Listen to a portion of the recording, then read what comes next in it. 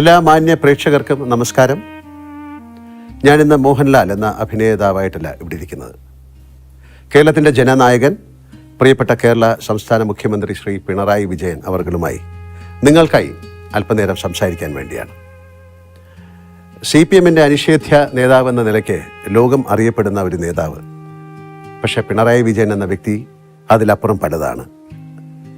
നമ്മൾ പലർക്കും അറിയാത്ത ഒരു മഹാ വ്യക്തിത്വം. സ്കൂളിൽ പഠിക്കുമ്പോൾ അന്യായമായ കടത്തുകൂലി വർധനയ്ക്കെതിരെ ഒറ്റയാൽ പ്രതിഷേധം നടത്തിയ വിപ്ലവകാരിയുടെ അധികം ആർക്കും അറിയാത്ത ചില വശങ്ങളുണ്ട്. ആക്ഷൻ സിനിമകൾ, സ്റ്റണ്ട് സിനിമകൾ ഇഷ്ടപ്പെടുന്നൊരു സഹൃദയൻ. രാമായണം വായിച്ചു കേട്ട് ഭൂതപ്രേതാദികളിലുള്ള അന്ധവിശ്വാസം മാറ്റിയെടുത്ത ഒരു ബാല്യം. അമ്മയുമായി സവിശേഷമായ ഒരു അടുപ്പം പുലർത്തിയ മകൻ. കാർക്കശ്യത്തിൻ്റെ പുറന്തോടിന് പിന്നിൽ മറിഞ്ഞിരിക്കുന്ന ഫലിതപ്രിയനായ ഒരു ആസ്വാദകൻ. അങ്ങനെ കേരളത്തിൻ്റെ പിണറായി സഖാവിനെ പറ്റി നാം അറിയാത്ത പലതും എനിക്ക് അദ്ദേഹത്തോട് ചോദിക്കണമെന്നുണ്ട്, നിങ്ങൾക്ക് വേണ്ടി. അതിനു മുമ്പേ ബഹുമാനപ്പെട്ട പിണറായി വിജയൻ അവർകളെ ഈ അഭിമുഖത്തിലേക്ക് ഔപചാരികമായി ഞാൻ സ്വാഗതം ചെയ്യട്ടെ. നമസ്കാരം സാർ. നമസ്കാരം. ഇങ്ങനൊരു അഭിമുഖം എൻ്റെ സ്വപ്നത്തിൽ പോലും ഉണ്ടായിരുന്നതല്ല. അതുകൊണ്ട് തന്നെ അതിൻ്റെ ഒരു ത്രില്ലിലും എന്നാൽ സംഘർഷത്തിലുമാണ് ഞാൻ. അഭിനേതാവായാണ് ഞാൻ സാധാരണ ക്യാമറയ്ക്ക് മുന്നിലെത്തുന്നത്. ഇപ്പോൾ അങ്ങേ അഭിമുഖം ചെയ്യുക എന്ന ദൗത്യവുമായി ക്യാമറയ്ക്ക് മുന്നിലിരിക്കുമ്പോൾ എനിക്കും അതേറെ പുതുമയുള്ള ഒരു അനുഭവമായി മാറുകയാണ്. അങ്ങേപോലെ ഒരു മഹാനേതാവിനെ അഭിമുഖീകരിക്കുമ്പോൾ എങ്ങനെ തുടങ്ങണം, എവിടെ തുടങ്ങണം എന്നാലോചിക്കുന്നതിനിടയിലാണ് ഞാൻ അങ്ങേ ആദ്യം കണ്ടത് എന്നോർത്ത് നോക്കിയത്.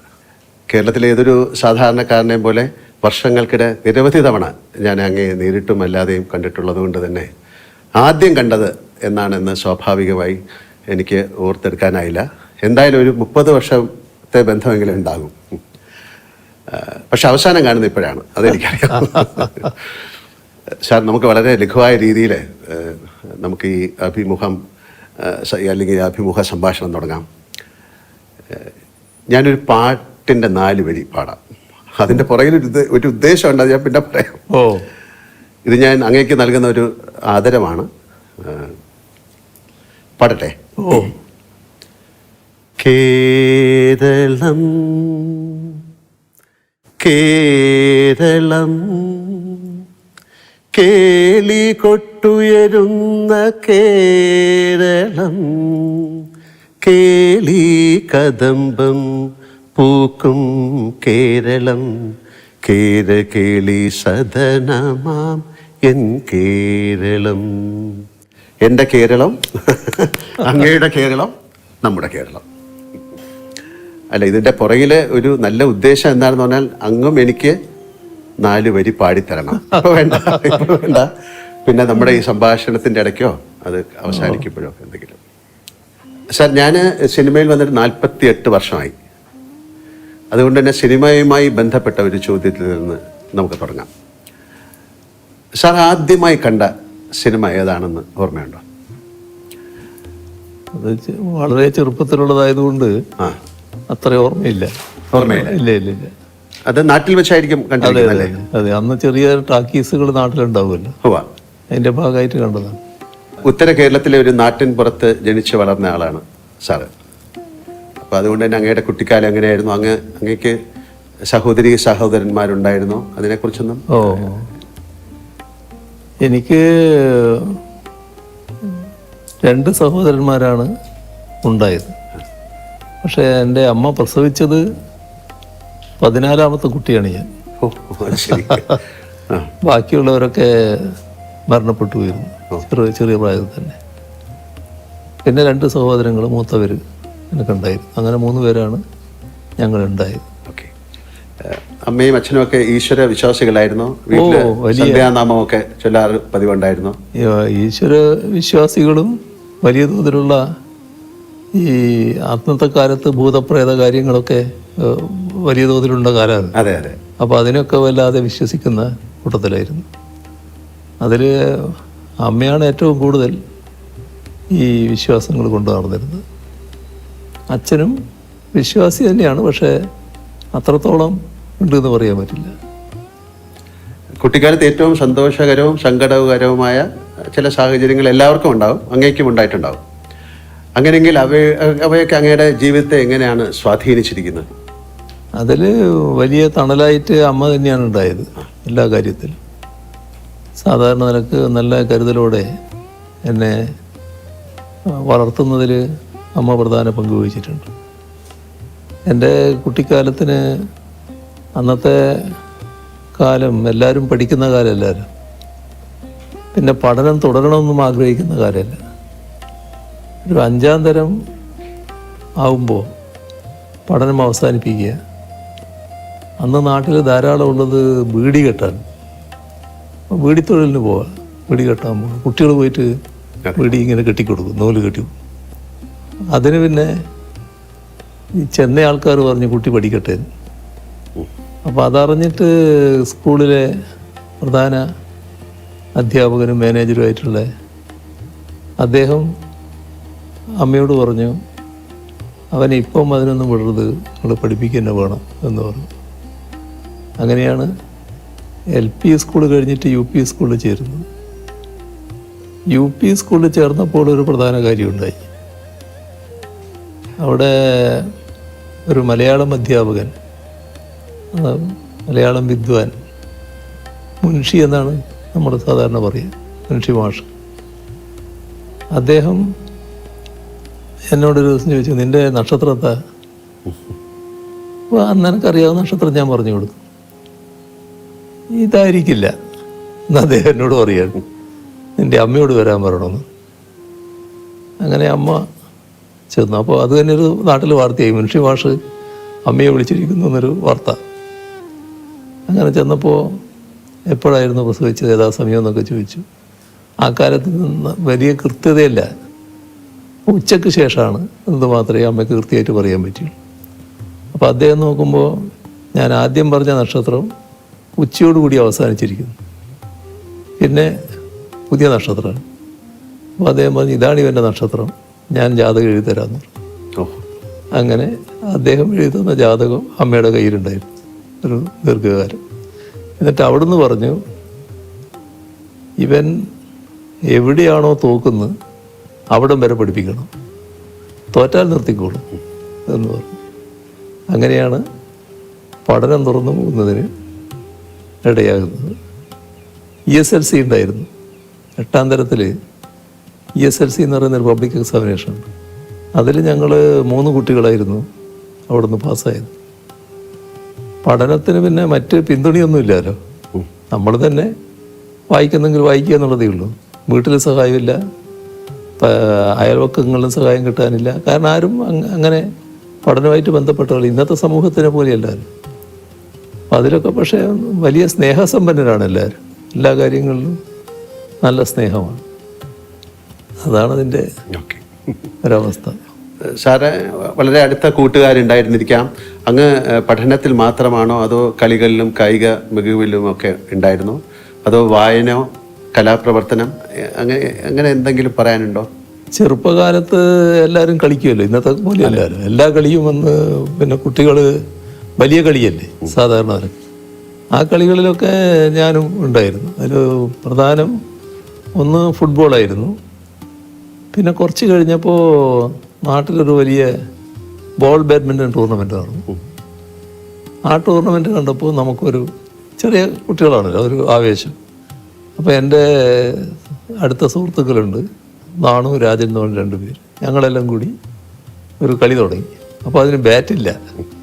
അപ്പോൾ ഓലയുടെ അടിഭാഗമില്ല, അതിൻ്റെ മടൽ ഇങ്ങനെ കുറച്ച് വീതി ഉണ്ടാവും, അത് വെച്ചിട്ടായി കെട്ടിയ ബോളിൽ കളി.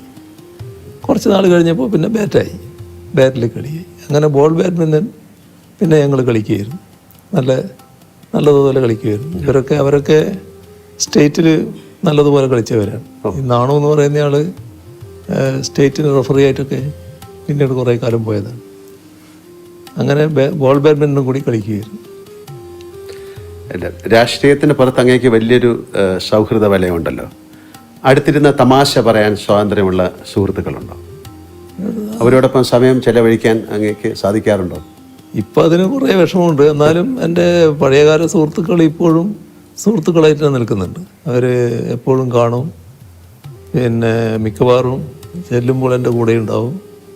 അങ്ങനെയൊക്കെയാണ്. അവർ ചിലരെല്ലാം അങ്ങ് പോയി, എന്നാലും ഉള്ളവർ ഇപ്പോഴും ഉണ്ട് നല്ല നിലക്ക് തന്നെ. സാർ, ഒരു നടൻ അല്ലെങ്കിൽ ഞാൻ താരസംഘടനയുടെ ഭാരവാഹിയായിരുന്നു. അങ്ങനെ നിലകളിൽ അങ്ങേ പലതവണ ഞാൻ അടുത്ത് ഇടപഴകാനുള്ള ഭാഗ്യം എനിക്കുണ്ടായിട്ടുണ്ട്. അപ്പോൾ എല്ലാം ഞാൻ ശ്രദ്ധിച്ചിട്ടുള്ള ഒരു കാര്യം, ഏതാണ്ട് സാറിന് 30 വർഷം മുമ്പായിരിക്കാം കാണുന്നത്. അന്നും ഇന്നും അങ്ങയുടെ പെരുമാറ്റത്തിലോ രൂപഭാവാദികളിലോ യാതൊരു മാറ്റവും ഉണ്ടായിട്ടില്ല എന്നതാണ്. അത് എങ്ങനെയാണ് സാധിച്ചെടുക്കുന്നത്? കാര്യം ഒരുപക്ഷെ അങ്ങ് പാർട്ടി പ്രവർത്തകനായിരിക്കുമ്പോഴും അല്ലെങ്കിൽ മന്ത്രിയായതും പിന്നെ മുഖ്യമന്ത്രിയായിരിക്കുമ്പോഴെല്ലാം അങ്ങയുടെ ഇടപെടൽ ഒരുപോലെ തന്നെയാണ്. നല്ല ഒരു കരുതലുള്ളതുപോലെ ഞങ്ങൾക്ക് ഫീൽ ചെയ്യും. സാധാരണ മനുഷ്യരുടെ കാലം ചെല്ലുമ്പോൾ അവരുടെ പദവികൾക്കും വളർച്ചയ്ക്കും ഒത്ത് പല മാറ്റങ്ങളും കാണാറുണ്ട്. പക്ഷെ അങ്ങയിൽ ഞാനിതൊന്നും കണ്ടിട്ടില്ല എന്നുള്ളത് വളരെ സത്യമായ ഒരു കാര്യമാണ്. ഒന്ന് നമ്മൾ കാണേണ്ടത്, നമ്മൾ ഏത് സ്ഥാനത്തിരിക്കുന്നതായാലും ഒരു പ്രത്യേക നിയോഗത്തിൻ്റെ ഭാഗമാണെന്ന് കാണേണ്ടതേ ഉള്ളൂ. എപ്പോഴും അവിടെ നിന്ന് മാറേണ്ടതായിട്ട് വരാം. ആ ഒരു ധാരണ നമ്മുടെ ഉള്ളിലുണ്ടാവണം. ആ മാറ്റത്തെ പൂർണ്ണമായിട്ട് ഉൾക്കൊള്ളാൻ നമുക്ക് സാധിക്കണം. അന്ന് ഇപ്പോൾ മാറണം എന്ന് പറഞ്ഞാൽ ആ മാറുമ്പോൾ ഒരു പ്രയാസവും ഉണ്ടാകരുത്. അതാണ് നമുക്ക് ഏറ്റവും പ്രധാനം. ഞാൻ വൈദ്യുതി മന്ത്രിയായിട്ടാണല്ലോ മന്ത്രിസഭ പ്രവർത്തനം ആരംഭിക്കുന്നത്. അപ്പോൾ എൻ്റെ കുട്ടികൾ ചെറിയ മക്കളാണെന്ന്. വൈദ്യമന്ത്രി സ്ഥാനം ഒഴിഞ്ഞ് ഇവിടെ തന്നെയായിരുന്നു, ഇൻഡസ്ട്രി ആയിരുന്നു. നേരെ നിങ്ങൾ വന്നിട്ടുണ്ട്, ഞാൻ താമസിച്ച വാടക വീട്ടിൽ. ആ വാടക വീട്ടിലേക്ക് മാറി. ഒരു പ്രയാസവും കുട്ടികൾക്ക് പോലും ഉണ്ടായില്ല. നല്ല എന്താണോ, അപ്പം നമ്മൾ എന്താണോ ഉള്ളത് അതുകൊണ്ട് ജീവിക്കാനും അതിൽ സന്തോഷിക്കാനും അതിൻ്റെ ഭാഗമായി മാറാനും കഴിയണം. എനിക്ക് അങ്ങനെ ഒരു നിലയാണ് എപ്പോഴും ഉള്ളത്. വല്ലാതെ എന്തെങ്കിലും മോഹിക്കുന്ന കാര്യമില്ല. അതിൻ്റെ ഭാഗമായിട്ട് എപ്പോഴും സംതൃപ്തനാണ് ഞാൻ. ഇത് ബോധപൂർവം നിലനിർത്തുന്നതാണോ അതോ സ്വാഭാവികമായി സംഭവിച്ചാണോ അതോ കുട്ടിക്കാലത്ത് അമ്മയുടെ ആ ഒരു കരുതൽ അന്നത്തെ കുടുംബത്തിൻ്റെ ഒക്കെ ഒരു പശ്ചാത്തലത്തിൽ സംഭവിച്ചായിരിക്കും? അതെനിക്ക് തോന്നുന്നത് ചെറുപ്പത്തിൻ്റെ ഒരു സ്വാധീനമുണ്ട് അതിൽ. ഈ ചെറുപ്പത്തിൽ ധാരാളം ഈ മറ്റ് കഥകൾ വായിക്കുമായിരുന്നു. അമ്മയ്ക്ക് വായന അറിയില്ലെങ്കിലും പഴയ തച്ചോളി പാട്ടൊക്കെ അമ്മയ്ക്ക് നല്ലോണം അറിയാം. അങ്ങനെയുള്ള പാട്ടുകൾ എനിക്ക് പാടിത്തരുമായിരുന്നു. എന്നാൽ ഞാൻ വായന പഠിച്ചതിന് ശേഷം രാമായണം, കൃഷ്ണപ്പാട്ട്, ഭാരതം അങ്ങനെയൊക്കെയുള്ളത് അമ്മയ്ക്ക് വായിച്ചു കൊടുക്കുമായിരുന്നു. അപ്പോൾ ആ വായനയിലൂടെ അന്ന് എന്നിലേക്ക് വന്നിട്ടുള്ള ചില ആശയങ്ങളുണ്ടാകും. അതെന്നെ സ്വാധീനിച്ചിട്ടുണ്ടാകും എന്നാണ് തോന്നുന്നത്.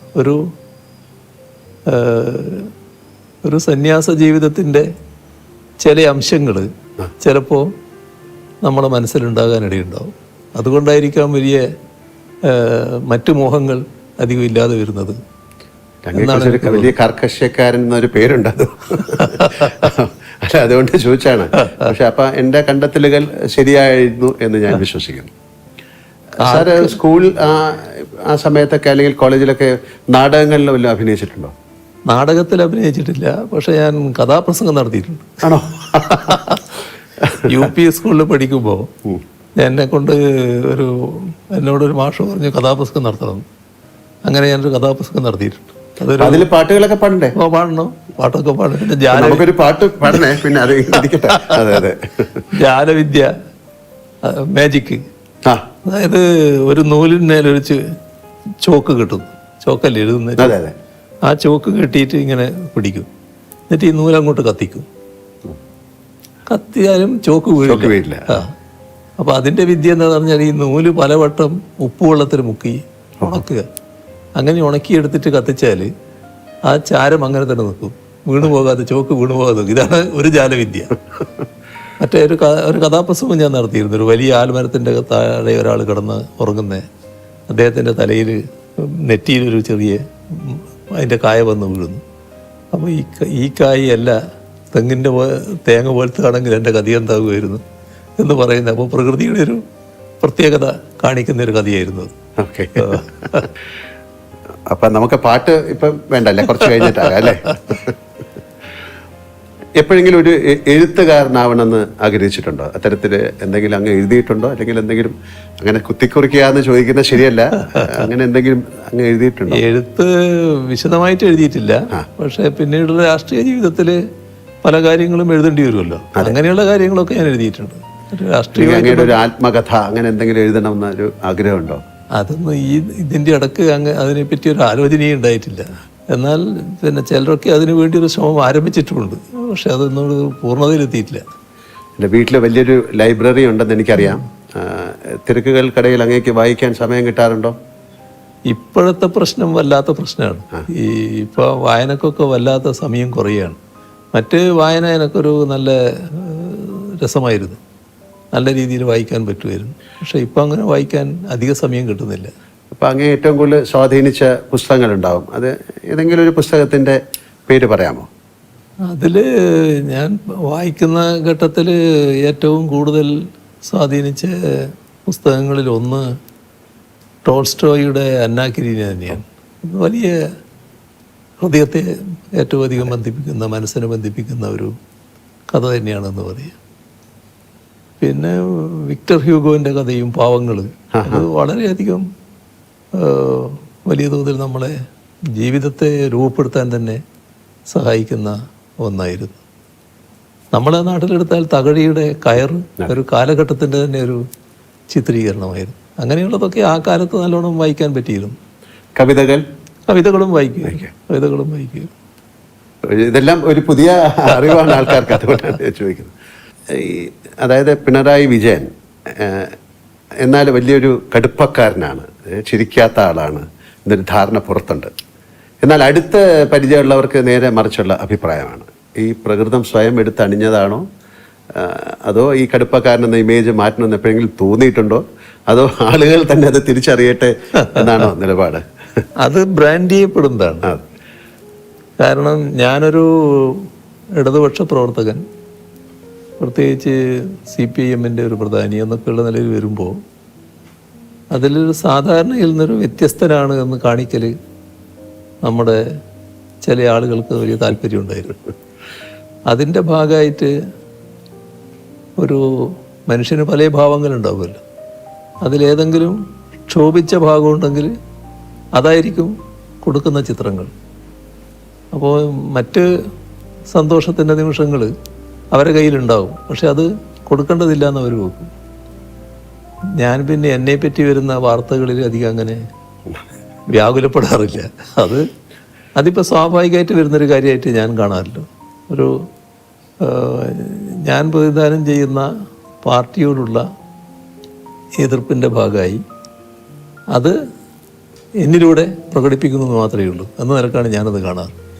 ഈ എതിർപ്പ് ഉയർത്തുന്നവരോടും ഒരു തരത്തിലുള്ള ഈർഷ്യയോ വിദ്വേഷമോ എനക്കൊട്ടുണ്ടാകാറുമില്ല. അവരവരെ രീതി സ്വീകരിക്കുന്നു എന്ന് മാത്രമേ കാണാറുള്ളൂ. അപ്പം അതുകൊണ്ട് തന്നെ ഏതെങ്കിലും ഒരു തെറ്റായ കാര്യം വന്നാൽ, ഇപ്പോൾ സാധാരണ രാഷ്ട്രീയ പ്രവർത്തകരായിട്ടുള്ള ആൾക്കാർ പല മാധ്യമങ്ങളെയും അപ്പം തന്നെ വിളിക്കും. എന്താ നിങ്ങളങ്ങനെ കൊടുത്തത്, ഇങ്ങനെ കൊടുത്തത് ശരിയാണോ എന്നൊക്കെ പറയും. ഇന്ന് വരെ ഒരാളെ ഞാൻ വിളിക്കാൻ പോയിട്ടില്ല. എന്ത് വാർത്ത വന്നാലും അതവിടെ നിന്നോട്ടെ എന്നുള്ളതാണ്. അങ്ങനെയൊരു പ്രകൃതമാണ് ഞാൻ സ്വീകരിച്ചു വരാറുള്ളത്. അത് വീട്ടിലെ ഒരു അച്ഛൻ മുത്തച്ഛൻ അല്ലേ? അപ്പൊ ഏത് തരത്തിലുള്ളൊരു സമീപനമാണ് കുട്ടികളോടോ പേരൊക്കെ? അത് വീട്ടിലെത്തിയാൽ ഞാൻ അവരുടെ സ്വന്തം ആള് തന്നെ, അതിനകത്ത് പ്രശ്നമില്ല. എൻ്റെ പുറത്തുള്ള എല്ലാ തിരക്കുകളും ഇപ്പൊ കുറച്ച് പ്രയാസമുണ്ട്. ഇപ്പൊ ഈ ദിവസങ്ങള് വല്ലാത്ത പ്രയാസങ്ങളുള്ളത്. അതുവരെയുള്ള കാലം എടുത്താൽ വീട്ടിലെത്തിയാൽ ഞാൻ വീട്ടിൻ്റെ ഒരാളായിട്ട് അങ്ങ് മാറുകയാണ്. അതിന് ഒരു പ്രശ്നം ഉണ്ടാകാറില്ല. അത് കുട്ടികൾക്കും ഉണ്ടാകാറില്ല, വേറെ കുട്ടിക്കും ഒന്നും ഉണ്ടാകാറില്ല. അങ്ങനെ ഒരു അവസ്ഥയാണ്. സാർ, ഇന്നത്തെ തലമുറയിലെ കുട്ടികൾക്ക് പഴയ കാലത്തെ അപേക്ഷിച്ച് ഒരുപാട് അവസരങ്ങളുണ്ട്. ഈ സ്മാർട്ട് ഫോണ്, ആർട്ടിഫിഷ്യൽ ഇൻ്റലിജൻസ് അതൊക്കെ വന്നതോടുകൂടി അറിവ് സമ്പാദിക്കാൻ ഒരുപാട് വഴികളുണ്ട്. പഴയ കാലം പോലല്ല. എങ്കിലും പുതിയ തലമുറ നേരിടുന്ന ഭയങ്കരമായ സമ്മർദ്ദങ്ങളുണ്ട്. ആ സമ്മർദ്ദങ്ങൾ വലുതാണ്. അവരോടൊരു ഒരു മുത്തശ്ശൻ എന്ന നിലയിൽ എന്താണ് അങ്ങേക്ക് പറയാനുള്ളത്? അല്ല, ഇന്നത്തെ കാലത്ത് ഈ പറഞ്ഞ കാര്യം ശരിയാണ്. കുട്ടികൾ വലിയ തോതിൽ വിവരങ്ങൾ അവരുടെ വിരൽത്തുമ്പിൽ കിടക്കുകയാണ്. ഒന്ന്, കുട്ടി എന്തെങ്കിലും കാര്യങ്ങൾ ചെയ്യാൻ തുടങ്ങുന്നതിന് മുൻപ് തന്നെ സാങ്കേതിക കാര്യങ്ങളാണ് ചെയ്തു തുടങ്ങുന്നത്. ഈ ഫോണും മറ്റും ആയിട്ട് ബന്ധപ്പെട്ടുള്ള കാര്യങ്ങൾ. അപ്പോൾ ഫോണും മറ്റും വെച്ചുകൊണ്ടുള്ള ഒരുപാട് അത്ഭുതങ്ങൾ കാണിക്കുന്നവരാണ് നമ്മുടെ കുട്ടികൾ. പക്ഷെ അതിൽ ആ ലോകം വളരെ വലുതാണ്. എന്നാൽ അതിനകത്തുള്ള ചതിക്കുഴികളുണ്ട്. ആ ചതിക്കുഴികൾ തിരിച്ചറിയാൻ പറ്റണം. അപ്പോൾ അതിന് ചിലപ്പോൾ ചെറിയ കുട്ടികൾക്ക് എല്ലാ വഴിയും തിരിഞ്ഞു എന്ന് വരില്ല. അപ്പോൾ ഒന്നും അച്ഛനമ്മമാരിൽ നിന്നും മറച്ചു വെക്കാതിരിക്കുക എന്നുള്ളതാണ് ഏറ്റവും പ്രധാനം. സ്വകാര്യമായിട്ട് ചെയ്യാതിരിക്കുക. താൻ കാണുന്നത് സ്വകാര്യമായിട്ട് കാണണം എന്ന് നിർബന്ധമില്ലാതിരിക്കുക. അമ്മയോ അച്ഛനോ കാണുന്നതിന് ഒരു തടസ്സമില്ലാതിരിക്കുക. അങ്ങനെയൊരു നില വന്നാൽ കുട്ടിക്ക് തന്നെ എന്താണ് കാണാവുന്നത് കാണാത്തത് എന്നതിനെ പറ്റിയൊരു ധാരണയുണ്ടാക്കാൻ ഇടയാകും. അപ്പോൾ അച്ഛൻ്റെയും അമ്മയുടെയും ഭാഗത്ത് അച്ഛൻ്റെയും അമ്മയുടെയും ശ്രദ്ധയിൽപ്പെടാത്ത കാര്യങ്ങൾ അത് മറച്ചു വെച്ചുകൊണ്ട് ചെയ്യുന്നൊരു നില ചെറുപ്രായത്തിൽ സ്വീകരിക്കാതിരിക്കുക എന്നുള്ളതാണ് ഏറ്റവും പ്രധാനം. ഇപ്പം അങ്ങേ കാണാൻ വരുന്നവരെ സ്വീകരിക്കുന്നതിലും അവർക്ക് ഭക്ഷണം നൽകുന്നതിലും അങ്ങ് കാട്ടുന്ന വലിയ ആതിഥേയ മര്യാദ ഞാൻ പലപ്പോഴും കണ്ടിട്ടുണ്ട്. അത് മാതൃകയാക്കാൻ ഞാൻ പലരോടും പറഞ്ഞിട്ടുണ്ട്. ഈ ഒരു ശീലം അമ്മയിൽ നിന്നാണോ കിട്ടിയത്, അല്ലെങ്കിൽ കുടുംബ പശ്ചാത്തലത്തിൽ നിന്നാണോ കിട്ടിയത്? അത് അമ്മയുടെ കയ്യിൽ നിന്ന് തന്നെയായിരിക്കണം അത് കിട്ടിയത്. കാരണം ഞങ്ങൾ കുട്ടികൾ കോളേജിലൊക്കെ പഠിക്കുമ്പോൾ പിന്നെ ചില സുഹൃത്തുക്കളോട് കൂടി വീട്ടിൽ ചെന്നാൽ വലിയ തോതിൽ സൗകര്യങ്ങളൊന്നും വീട്ടിലൊന്നും ഉണ്ടാവില്ല. പക്ഷെ ഉള്ളത് വെച്ച് പെട്ടെന്ന് തന്നെ അമ്മ അവർക്ക് എന്തെങ്കിലും കൊടുത്തിരിക്കും, വളരെ പെട്ടെന്ന് കാര്യങ്ങൾ ഉണ്ടാക്കിയിട്ട്. അങ്ങനെയൊരു രീതി ചെറുപ്പത്തിലേ കണ്ടുവന്നിട്ടുണ്ട്. അതിൻ്റെ ഒരു ഭാഗമായിരിക്കാമെന്നാണ് തോന്നുന്നു. അങ്ങേക്ക് പാചകം ഇഷ്ടമാണോ? ജീവിതത്തിൽ എപ്പോഴെങ്കിലും അങ്ങ് അടുക്കളയിൽ കയറിയിട്ടുണ്ടോ? പാചകം ഒരു കലയാണ്. ആ കലയിൽ ഞാൻ അത്ര വിദഗ്ധനല്ല. പക്ഷേ ഇടയ്ക്ക് ഞാൻ ചായ ഉണ്ടാക്കുമായിരുന്നു. നേരത്തെ ചായ കുടിക്കുന്ന കാലത്ത് അത് ശീലിച്ചിരുന്നു. അതിനപ്പുറത്ത് ഇല്ല, ഒന്നിലേക്ക് കടക്കാൻ എനിക്ക് ധൈര്യം കിട്ടിയിട്ടില്ല. അപ്പം അങ്ങനെയാണെങ്കിൽ അങ്ങയുടെ പ്രിയപ്പെട്ട ഒരു ഭക്ഷണം എന്താണ്? ഞാൻ സാധാരണ പിന്നെ ഏത് ഭക്ഷണവും കഴിക്കുന്ന കൂട്ടത്തിലാണ്. പക്ഷേ ഇപ്പം അടുത്ത കാലത്തായിട്ട് ചില നിയന്ത്രണങ്ങൾ ഞാൻ തന്നെ വെക്കാറുണ്ട്. ഇന്ന് ചിലതേ കഴിക്കൂ, ചിലത് കഴിക്കില്ല എന്നൊക്കെ ഉള്ളത്. എന്നാൽ ഒരു ഭക്ഷണത്തോടും അപ്രിയമില്ല, ഒന്നും മാറ്റി നിർത്താറില്ല. എല്ലാം കഴിക്കുന്ന ഒരു കൂട്ടക്കാരനാണ് ഞാൻ. ചിലപ്പോൾ ഭാര്യ അല്ലെങ്കിൽ അമ്മ അങ്ങനെ ആരെങ്കിലും ഉണ്ടാക്കുന്ന ഭക്ഷണത്തോടായിരിക്കും കൂടുതൽ താല്പര്യം. അങ്ങനെയൊക്കെ അങ്ങനെ ഉണ്ടോ? എനിക്ക് തീർച്ചയായും അതാണ്. വീട്ടിലെ ഭക്ഷണമാണ് എനിക്ക് ഏറ്റവും താല്പര്യം. അതിൻ്റെ പ്രശ്നം എന്താണെന്ന് വെച്ചാൽ, വീട്ടിൽ നിന്ന് പുറത്തിറങ്ങി ഭക്ഷണം കഴിക്കുമ്പോൾ പലപ്പോഴും വീട്ടിലെ ഭക്ഷണത്തെ പറ്റി താരതമ്യപ്പെടുത്തി പോകും. അതെപ്പോഴും എനിക്ക് താല്പര്യം വീട്ടിലെ ഭക്ഷണം തന്നെയാണ്. അമ്മയെപ്പറ്റി നമ്മൾ ഒരുപാട് സംസാരിച്ചു. അമ്മ എന്നത് ഒരു കൺകണ്ട ദൈവമാണ്. അങ്ങയുടെ അമ്മയെപ്പറ്റി, ആ ആത്മബന്ധത്തെപ്പറ്റി അങ്ങേക്ക് എന്തെങ്കിലും കൂടുതൽ പറയാനുണ്ടോ? അമ്മയുടെ വേർപിരിയലാണ് പറയാനുള്ളൊരു ഭാഗം. അതായത് അന്ന് ഞാൻ തിരുവനന്തപുരത്താണ്. തിരുവനന്തപുരത്ത് പാർട്ടി സെക്രട്ടേറിയറ്റ് മെമ്പറായിട്ട് ഫുള്ളായിട്ട് ഇവിടെ നിൽക്കുന്ന സമയം. അപ്പോൾ ഒരു ദിവസം, എല്ലാ ദിവസവും വീട്ടിൽ നിന്ന് സംസാരിക്കും. ഒരു ദിവസം ഭാര്യ വിളിച്ചപ്പോൾ ചെറിയ സംസാരത്തിലൊരു വ്യത്യാസം പോലെ തോന്നി. അത് അമ്മയുടെ പിന്നെ ആരോഗ്യസ്ഥിതി പറയുമായിരുന്നു. നല്ല അവശതയുണ്ടായിരുന്നു അപ്പോൾ. മറ്റൊന്നും പറഞ്ഞില്ല, പക്ഷെ എനിക്ക് തോന്നി എന്തോ ഒരു പ്രശ്നമുണ്ട്. അപ്പോൾ ആ കാലത്ത് ചടയം ഗോവിന്ദനാണ് സെക്രട്ടറി. അപ്പോൾ ഞാൻ പറഞ്ഞ് എന്തോ ഒരു പ്രശ്നമുണ്ടെന്ന് തോന്നുന്നു, ഞാനൊന്ന് പോയിട്ട് വരാമെന്ന് പറഞ്ഞ് അങ്ങനെ വൈകുന്നേരം വീട്ടിലേക്ക് പോയി. രാവിലെ അവിടെ എത്തി. വീട്ടിലെത്തി. അപ്പോൾ അമ്മ അവിടെ കിടന്നിട്ടുണ്ട്. അവിടെ നിന്ന് എഴുന്നേറ്റിരുത്തി എൻ്റെ ദേഹത്തിങ്ങനെ ചാരിയിരുന്ന് ലേശം വെള്ളം കൊടുത്തു. ആ വെള്ളം കുടിച്ചു. അവിടെ കഴിഞ്ഞു. അതെ. അപ്പോൾ അതാണ് അതിൻ്റെ പ്രത്യേകത. അത് കഴിഞ്ഞിട്ട് എനിക്കറിയാം അമ്മ ഏത് നിമിഷവും മരണപ്പെടും എന്നൊക്കെ നമുക്കറിയാമല്ലോ. പക്ഷേ ഞാനും വൈഫും മാത്രമേ ആ സമയത്തുള്ളൂ, മറ്റാരുമില്ല. അപ്പോൾ ഞാൻ പുറത്തിറങ്ങിയിട്ട് ആളോട് പറയണമല്ലോ. പുറത്തിറങ്ങി ഒരാൾ മുമ്പിൽ വന്ന് വിട്ടു, ഒരു നാണു എന്ന് പറയുന്നയാൾ. പക്ഷെ ഒരക്ഷരം വാക്കിങ്ങോട്ട് വരുന്നില്ല, പറയാൻ പറ്റുന്നില്ല. അപ്പോൾ അദ്ദേഹത്തിന് മനസ്സിലായി അതങ്ങനെയൊരു ബന്ധമായിരുന്നു.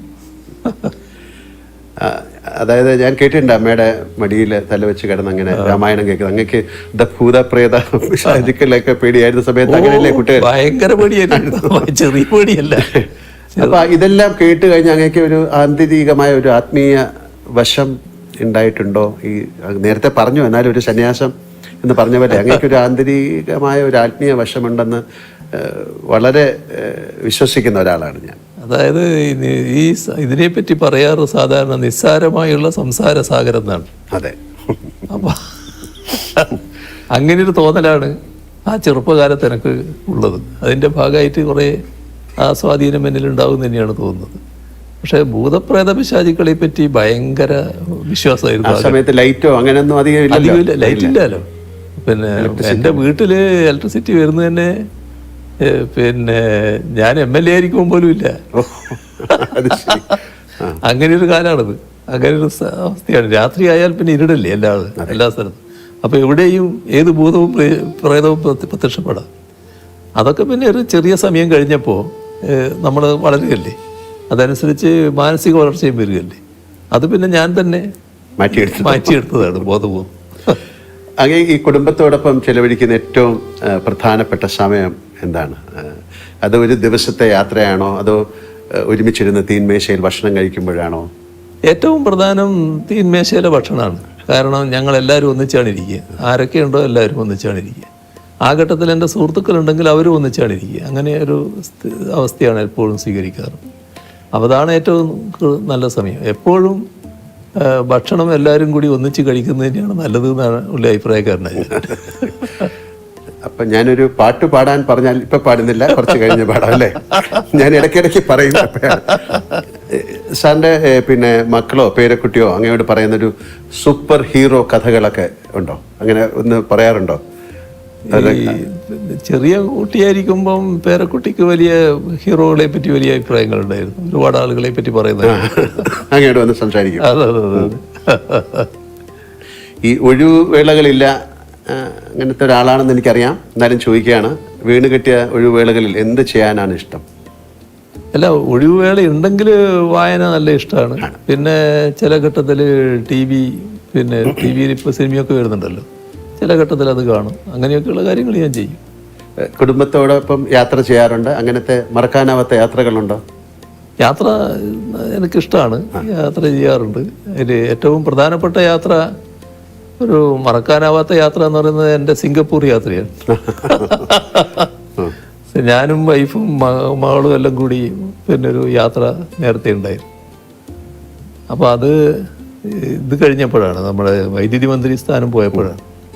അപ്പോൾ എൻ്റെ കയ്യിൽ ആ സമയത്തുള്ള യാത്ര ചെയ്യുമ്പോൾ നമുക്ക് കിട്ടുന്ന പോയിൻറ്റ്സ് ഉണ്ട്. അതെ. അപ്പോൾ അത് ഉപയോഗിച്ചാണ് ഇവിടത്തേക്ക് പോകുന്നത്. ഭയങ്കര കഥ അതിനെപ്പറ്റി. ഞാൻ യാത്ര പോകേണ്ട താമസം എന്തോ ആരും ഇതേവരെ യാത്ര ചെയ്യാത്ത പോലെ ഭയങ്കരമായ വാർത്തകൾ വന്നു. പക്ഷേ അത് നല്ല ആസ്വദിച്ച യാത്രയായിരുന്നു. ഈ വാർത്ത വന്നു എന്നുള്ളത് കൊണ്ട് വല്ലാതെ വിഷമമൊന്നും എനിക്ക് അന്നുമില്ല, ഇപ്പോഴും ഇല്ല. അതാണ് അതിൻ്റെ രീതി. ആ യാത്ര നല്ല യാത്രയായിരുന്നു. അങ്ങനെ സിനിമകളൊക്കെ കാണുന്ന ആളാണ്, മലയാള സിനിമകളൊക്കെ കാണുന്നതാണ്. അങ്ങനെ മലയാള സിനിമയിൽ ഏറ്റവും പ്രിയപ്പെട്ട ഒരു കഥാപാത്രം ഏതാണെന്ന് ചോദിച്ചു കഴിഞ്ഞാൽ അങ്ങേക്ക് പറയാൻ പറ്റും? അത് അങ്ങയുടെ ജീവിതത്തിൽ എന്തെങ്കിലും ഒരു പ്രതിഫലിക്കുന്ന ഒരു കഥാപാത്രമുണ്ടോ? അല്ല, മലയാള സിനിമയിൽ ധാരാളം കഥാപാത്രങ്ങൾ നമ്മൾ ഓർത്തു വെക്കുന്നവരായിട്ടുണ്ടല്ലോ. ഒരു സാമൂഹ്യ പ്രതിബദ്ധതയുള്ള ഒരു കഥാപാത്രം അങ്ങയുടെ തന്നെയാണെന്ന് എനിക്ക് തോന്നുന്നത്. ഒരു മെഡിക്കൽ വിദ്യാർത്ഥിയായിട്ട് ചേർന്നിട്ട് ആ മെഡിക്കൽ വിദ്യാർത്ഥി റാഗിങ്ങിന് നേതൃത്വം കൊടുത്ത് അമൃതം ഗമയ MT എഴുതിയത് അല്ലേ? ഹരിഹരൻ. അതെ, ഹരിഹരൻ. അപ്പോൾ അതിനകത്ത് പിന്നെ നിങ്ങളാണ് ആ പിന്നെ ഇതായിട്ട് വരുന്നത്. അപ്പോൾ അവിടെ മാതൃകാ ഡോക്ടറായിട്ടാണ് പിന്നെ പ്രവർത്തിക്കാൻ ശ്രമിക്കുന്നത്. നിങ്ങൾക്ക് ഒരുപാട് നഷ്ടങ്ങൾ സംഭവിക്കുന്നുണ്ട്. പക്ഷെ അതൊന്നും പിന്നെ അവരിങ്ങനെ മുഖവിലക്കെടുക്കാതെ നിങ്ങളുടെ ആശയത്തിൽ തന്നെ ഉറച്ചു നിൽക്കുന്നു. ഒരു നല്ല സാമൂഹ്യ പ്രതിബദ്ധതയുള്ള ഒരു കഥാപാത്രമായിരുന്നു. ഞാൻ അങ്ങോട്ട് ചോദിക്കാൻ, മോഹൻലാൽ സിനിമകളിൽ അങ്ങേക്ക് ഏത് കഥാപാത്രത്തിനോടാണ് താല്പര്യം? ഇപ്പം അത് അങ്ങ് പറഞ്ഞു കഴിഞ്ഞു. ഇതാണ് നല്ല ഇതായിട്ട് എനിക്ക് തോന്നിയത്. ഇതൊരു ഏതെങ്കിലും ഒരു സിനിമ സീൻ അത് അങ്ങ് യഥാർത്ഥ ജീവിതത്തിൽ പ്രയോഗിക്കാൻ ശ്രമിച്ചിട്ടുണ്ടോ, സാധിച്ചിട്ടുണ്ടോ? അല്ല, അങ്ങനെ ഞാൻ ചോദിക്കാറില്ല. ഇല്ല. പക്ഷേ ചില രംഗങ്ങൾ കാണുമ്പോൾ നമ്മുടെ ജീവിതവുമായിട്ട് ബന്ധപ്പെട്ട് ചില കാര്യങ്ങൾ താരതമ്യപ്പെടുത്താറുണ്ട്, ഓർക്കാറുണ്ട്. ഇതൊരു ഒരു സിനിമയിൽ അഭിനയിക്കാൻ അങ്ങേക്ക് ഒരു ക്ഷണം വന്നാൽ എന്ത് തരത്തിലുള്ള റോളുകൾ ചെയ്യാനായിരിക്കും ഇഷ്ടം? അല്ല, അതിന്റെ കാലം കഴിഞ്ഞല്ലേ. അല്ലല്ല, അങ്ങനെയൊന്നുമല്ല. ആ, ഇനിയിപ്പോ അതിന്റെ കാലം കഴിഞ്ഞല്ലോ. അത് ഇതിനു മുമ്പായി കുറച്ചുകൂടെ മുമ്പായിരുന്നെങ്കിൽ ചിലപ്പോൾ ഇപ്പൊ ആകെ പറ്റുന്ന റോളൊന്നല്ലേ ഉള്ളൂ. പ്രായമുള്ള ഒരാളുടെ റോൾ അതല്ലേ പറ്റും. അതായത് ഇപ്പൊ ഞാൻ എന്നോട് അല്ലെങ്കിൽ മമ്മൂട്ടിക്ക, കമലഹാസനോടൊക്കെ അങ്ങേക്ക് ഒരു നല്ല സൗഹൃദമാണ്. ഞാൻ കഴിഞ്ഞ ദിവസം എൻ്റെ ഒരു സുഹൃത്ത് രഹസ്യമായിട്ട് പറഞ്ഞു, മുഖ്യമന്ത്രിക്ക് വളരെ ഇഷ്ടപ്പെട്ട സിനിമ രജനീകാന്തിൻ്റെയാണ്. അങ്ങേക്ക് കൂടുതൽ രജനീകാന്തിന് വലിയ ഇഷ്ടമുള്ള ഒരാളാണ്. അതൊരു ഘട്ടത്തിൽ അതായിരുന്നു എന്നുള്ളത് ശരിയാണ്. കാരണം നമ്മുടെ ടി വികളില് സിനിമകൾ ഇങ്ങനെ വരുന്ന കാലത്ത് KTV, അതെ അതെ, അപ്പൊ ആ കാലത്ത് അതില് ധാരാളം രജനി പടങ്ങൾ വരാറുണ്ട്. അതും ആക്ഷൻ സിനിമകൾ. ആക്ഷൻ പടങ്ങൾ പൊതുവിൽ ഞാൻ ആക്ഷൻ പടങ്ങൾ ഇഷ്ടപ്പെടുന്ന ഒരാളാണ്. അത് അങ്ങയുടെ ആക്ഷൻ പടങ്ങൾ ഞാൻ ധാരാളം കണ്ടിട്ടുണ്ട്. എല്ലാവരുടെയും നിങ്ങളുമായിട്ടെല്ലാമുള്ള സൗഹൃദം കാത്തു സൂക്ഷിക്കുമ്പോൾ തന്നെ ഈ പടങ്ങളോട് ഒരു പ്രത്യേകത എനിക്ക് തോന്നിയിരുന്നു, പുള്ളിയുടെ ഒരു രീതികളോട്. അതെ, അതാണ് കൂടുതലും എനിക്ക് തോന്നുന്നത് അങ്ങേക്ക് അതൊരു ആക്ഷൻ സീനിനോടുള്ള താല്പര്യമാണ്. ഞാൻ നേരത്തെ പറയുകയായി, ഷണ്ട് സിനിമകളെ ഇഷ്ടപ്പെടുന്ന ഒരു വ്യക്തിത്വമാണ് സർ. ഈ സിനിമയിൽ ചിലപ്പോഴൊക്കെ പോലീസ് മർദ്ദനത്തിന് വിധേയനാകുന്ന കഥാപാത്രങ്ങളെ ഞാൻ അവതരിപ്പിച്ചിട്ടുണ്ട്. പക്ഷെ അതൊക്കെ ക്യാമറയ്ക്ക് മുന്നിലുള്ള അനുഭവമാണ്. പക്ഷെ ജീവിതത്തിൽ അത് ഒരുപാട് നേരിട്ട ഒരാളെന്ന നിലയ്ക്ക് അടിയന്തരാവസ്ഥ കാലത്ത് നേരിടേണ്ടി വന്ന ക്രൂരമായ പോലീസ് മർദ്ദനം, ലോക്കപ്പിലെ ആ ഭീകരമായ രാത്രികൾ, പിന്നീട് ജയിൽവാസം, ഇതെല്ലാം ശേഷം ആ ചോര പുരണ്ട ഷർട്ട് ഉയർത്തിപ്പിടിച്ച് നിയമസഭയിൽ അങ്ങ് നടത്തിയ പ്രസംഗം ചരിത്ര പ്രസിദ്ധമാണ്. ആ ഷർട്ട് അന്ന് അങ്ങ് ഇന്ന് സൂക്ഷിക്കുന്നുണ്ടോ? ഇപ്പം എൻ്റെ കയ്യിലില്ല. ഇപ്പം എൻ്റെ കയ്യിലില്ല. പക്ഷെ അതുവരെ ഞാൻ സൂക്ഷിച്ചിരുന്നു. അതൊക്കെ ഒരു പ്രത്യേക അനുഭവത്തിലുള്ളതാണല്ലോ. നമ്മളെ ലോക്കപ്പിൽ ഞാനന്ന് ചെറുപ്പമാണ്, അതുകൊണ്ട് അതിനെ അതിജീവിക്കാൻ കഴിഞ്ഞു എന്ന് പറയാം. പക്ഷേ നമ്മുടെ അടിച്ച് തോല് പൊളിക്കുക എന്ന് പറയുന്നില്ലേ, എൻ്റെ ഈ ശരീരത്തിൻ്റെ തൊലി പൊളിഞ്ഞു പോയിരുന്നു. ഈ അടി കൊണ്ടിട്ട് നീര് കെട്ടിയിട്ട് അതിൻ്റെ ആ തൊലി പോയിട്ട് വേറെ തൊലി വന്നിരുന്നു. അങ്ങനത്തെ ഒരു അവസ്ഥയുണ്ടായിരുന്നു. അത് അത്തരത്തിലുള്ളതായിരുന്നു തല്ല്. പിന്നെ ഈ ഒരു മിന്നലിങ്ങനെ വരും. ഈ അടി ഈ ഭാഗത്തൊക്കെ കൊണ്ടാൽ കണ്ണിൽ ഒരു മിന്നുന്ന പോലെ തോന്നും. അങ്ങനെയൊക്കെയുള്ള തല്ലായിരുന്നു അത് വളരെ വളരെ കടുത്ത മർദ്ദനായിരുന്നു. അല്ല, ആഭ്യന്തര വകുപ്പിൻ്റെ ചുമതലയുള്ള മുഖ്യമന്ത്രിയായി ഭരണം നടത്തുമ്പോൾ അന്ന് പോലീസ് മർദ്ദനമേറ്റ് കിടന്ന 28-29 വയസ്സുകാരൻ ഓർമ്മയിൽ വരാറുണ്ടോ? കാര്യം ശരീരത്തിലെ മുറിവിനേക്കാൾ വലിയ പോറലുകൾ അന്ന് മനസ്സിലേറ്റിട്ടുണ്ടെന്ന് നിങ്ങൾക്കറിയാം. ആ മാനസികാവസ്ഥ ഇന്ന് തിരിഞ്ഞു നോക്കുമ്പോൾ എങ്ങനെയാണ് അങ്ങ് വിലയിരുത്തുന്നത്? അല്ല, അത്തരം ഒരവസ്ഥ ഉണ്ടാകാതിരിക്കുക എന്നുള്ളതാണ് പൊതുവിൽ ഞാൻ ആഗ്രഹിക്കുന്നത്. അതുകൊണ്ട് തന്നെ ലോക്കപ്പിലുള്ള മർദ്ദനത്തോട് ഒരു ദയയും കാണിക്കാറില്ല. അത്തരം ഉദ്യോഗസ്ഥരോട് കടുത്ത സമീപനം സ്വീകരിക്കുന്ന നിലയാണ് സ്വീകരിച്ചു പോകാറ്. ഏതെങ്കിലും തരത്തിൽ ഒരു ലോക്കപ്പ് മർദ്ദനത്തിൻ്റെ ഭാഗമായിട്ട് ഒരാൾ മരണപ്പെട്ടു എന്നൊരു കേസ് വന്നാൽ നമ്മളത് ഇവിടെ പോലീസ് അന്വേഷിക്കാൻ പാടില്ല എന്നുള്ള നില തന്നെ എടുത്തിരിക്കുകയാണ്. അത് ഉടനെ CBIക്ക് കൊണ്ടുവന്നതാണ്. കാരണം ഇവിടുത്തെ ഏജൻസി തന്നെ അന്വേഷിക്കാൻ പാടില്ല എന്ന നിലപാടാണ് എടുത്തിട്ടുള്ളത്. അത് ആ നില തന്നെ സ്വീകരിച്ചു പോവുകയാണ്. അതെല്ലാം ഇതിൻ്റെ ഭാഗം തന്നെയാണ്. അത് നിസ്സഹായരായ മനുഷ്യനെ ക്രൂരമായി മർദ്ദിക്കുന്നതിനോട് ഒരു തരത്തിലും യോജിക്കാനാവില്ല. അങ്ങ് നേരത്തെ പറഞ്ഞൊരു കാര്യമാണെങ്കിലും ഏത് രംഗത്ത് പ്രവർത്തിക്കുന്നവരാണെങ്കിലും ഇന്ന് നേരിടുന്ന ഒരു ദുരവസ്ഥ വ്യക്തിപരമായ അധിക്ഷേപങ്ങളും വ്യാജ ആരോപണങ്ങളും നേരിടേണ്ടി വരുന്നു എന്നതാണ്. അത് രാഷ്ട്രീയ രംഗത്ത് മാത്രമല്ല, കലാരംഗത്തും ഒക്കെ ഉണ്ട്. വ്യക്തിപരമായ അധിക്ഷേപങ്ങളെ അങ്ങ് ഒരുപാട് നേരിട്ടിട്ടുമുണ്ട്. ഇങ്ങനെ പതരാതെ നേരിടാൻ പ്രാപ്തനാക്കിയത് അങ്ങയുടെ രാഷ്ട്രീയ പശ്ചാത്തലമാണോ, അത് മറ്റു ജീവിതാനുഭവങ്ങളാണോ? അത് നമ്മുടെ മനസ്സെപ്പോഴും ക്ലീൻ ആയിരിക്കണം. നമ്മുടെ മനസ്സിലൊരു കുറ്റബോധം ഉണ്ടാകരുത്. നിങ്ങളൊരു ആരോപണം ഉയർന്നു വരുമ്പോൾ ആ ആരോപണത്തിൻ്റെ ഭാഗമായുള്ള എന്തെങ്കിലും ഒരു അംശത്തിൻ്റെ പങ്കാളിത്തം നമുക്കുണ്ടെങ്കിൽ നമുക്കൊരു കുറ്റബോധം വരും. ഒന്നുമില്ലാത്തൊരു കാര്യം പറഞ്ഞു കേൾക്കുമ്പോൾ അതിനൊരു ചിരിയോടെ നേരിടാൻ നമുക്ക് സാധിക്കും. ഇപ്പോൾ എന്തെല്ലാം ആരോപണങ്ങൾ വന്നിരിക്കുന്നു. ഒരു ഘട്ടത്തിൽ കേരളത്തിലെ ഒരുപാട് സ്ഥലങ്ങൾ എൻ്റെ പേരിലുള്ളതാണെന്ന് വന്നിരുന്നു. ഒരു വീട് തന്നെ കാണിച്ചുകൊണ്ട് അത് എൻ്റെ വീടാണ് എന്ന് മറ്റൊരാളുടെ വീട് എൻ്റെ വീടാണെന്ന് കാണിച്ചുകൊണ്ട് വാർത്തകൾ വന്നു. ആ വീട്ടുടമ തന്നെയാണ് എന്നെ അറിയിക്കുന്നത്, ഇതെൻ്റെ വീടാണ്, നിങ്ങളുടെ വീടല്ല, ഇങ്ങനെയാണ് വാർത്ത വന്നിട്ടുള്ളത്. പിന്നെ സിംഗപ്പൂർ കമല ഇൻ്റർനാഷണൽ, അങ്ങനെ ഒരു കമ്പനിയുണ്ട്, ഒരു ഇങ്ങനെയുള്ള ഒരുപാട് വാർത്തകൾ. അപ്പോൾ അതൊന്നും നമ്മളെ ബാധിക്കുന്നില്ല, ഒരു തരത്തിലും ബാധിക്കേണ്ട കാര്യമില്ല. അതിന് എന്നെ പ്രേരിപ്പിക്കുന്ന കാര്യം എന്താണെന്ന് പറഞ്ഞാൽ, അല്ലെങ്കിൽ എന്നെ അങ്ങനെ ഒരു രൂപത്തിലേക്ക് എത്തിക്കുന്നത്, തെറ്റുകൾ നമ്മൾ ചെയ്യരുത്.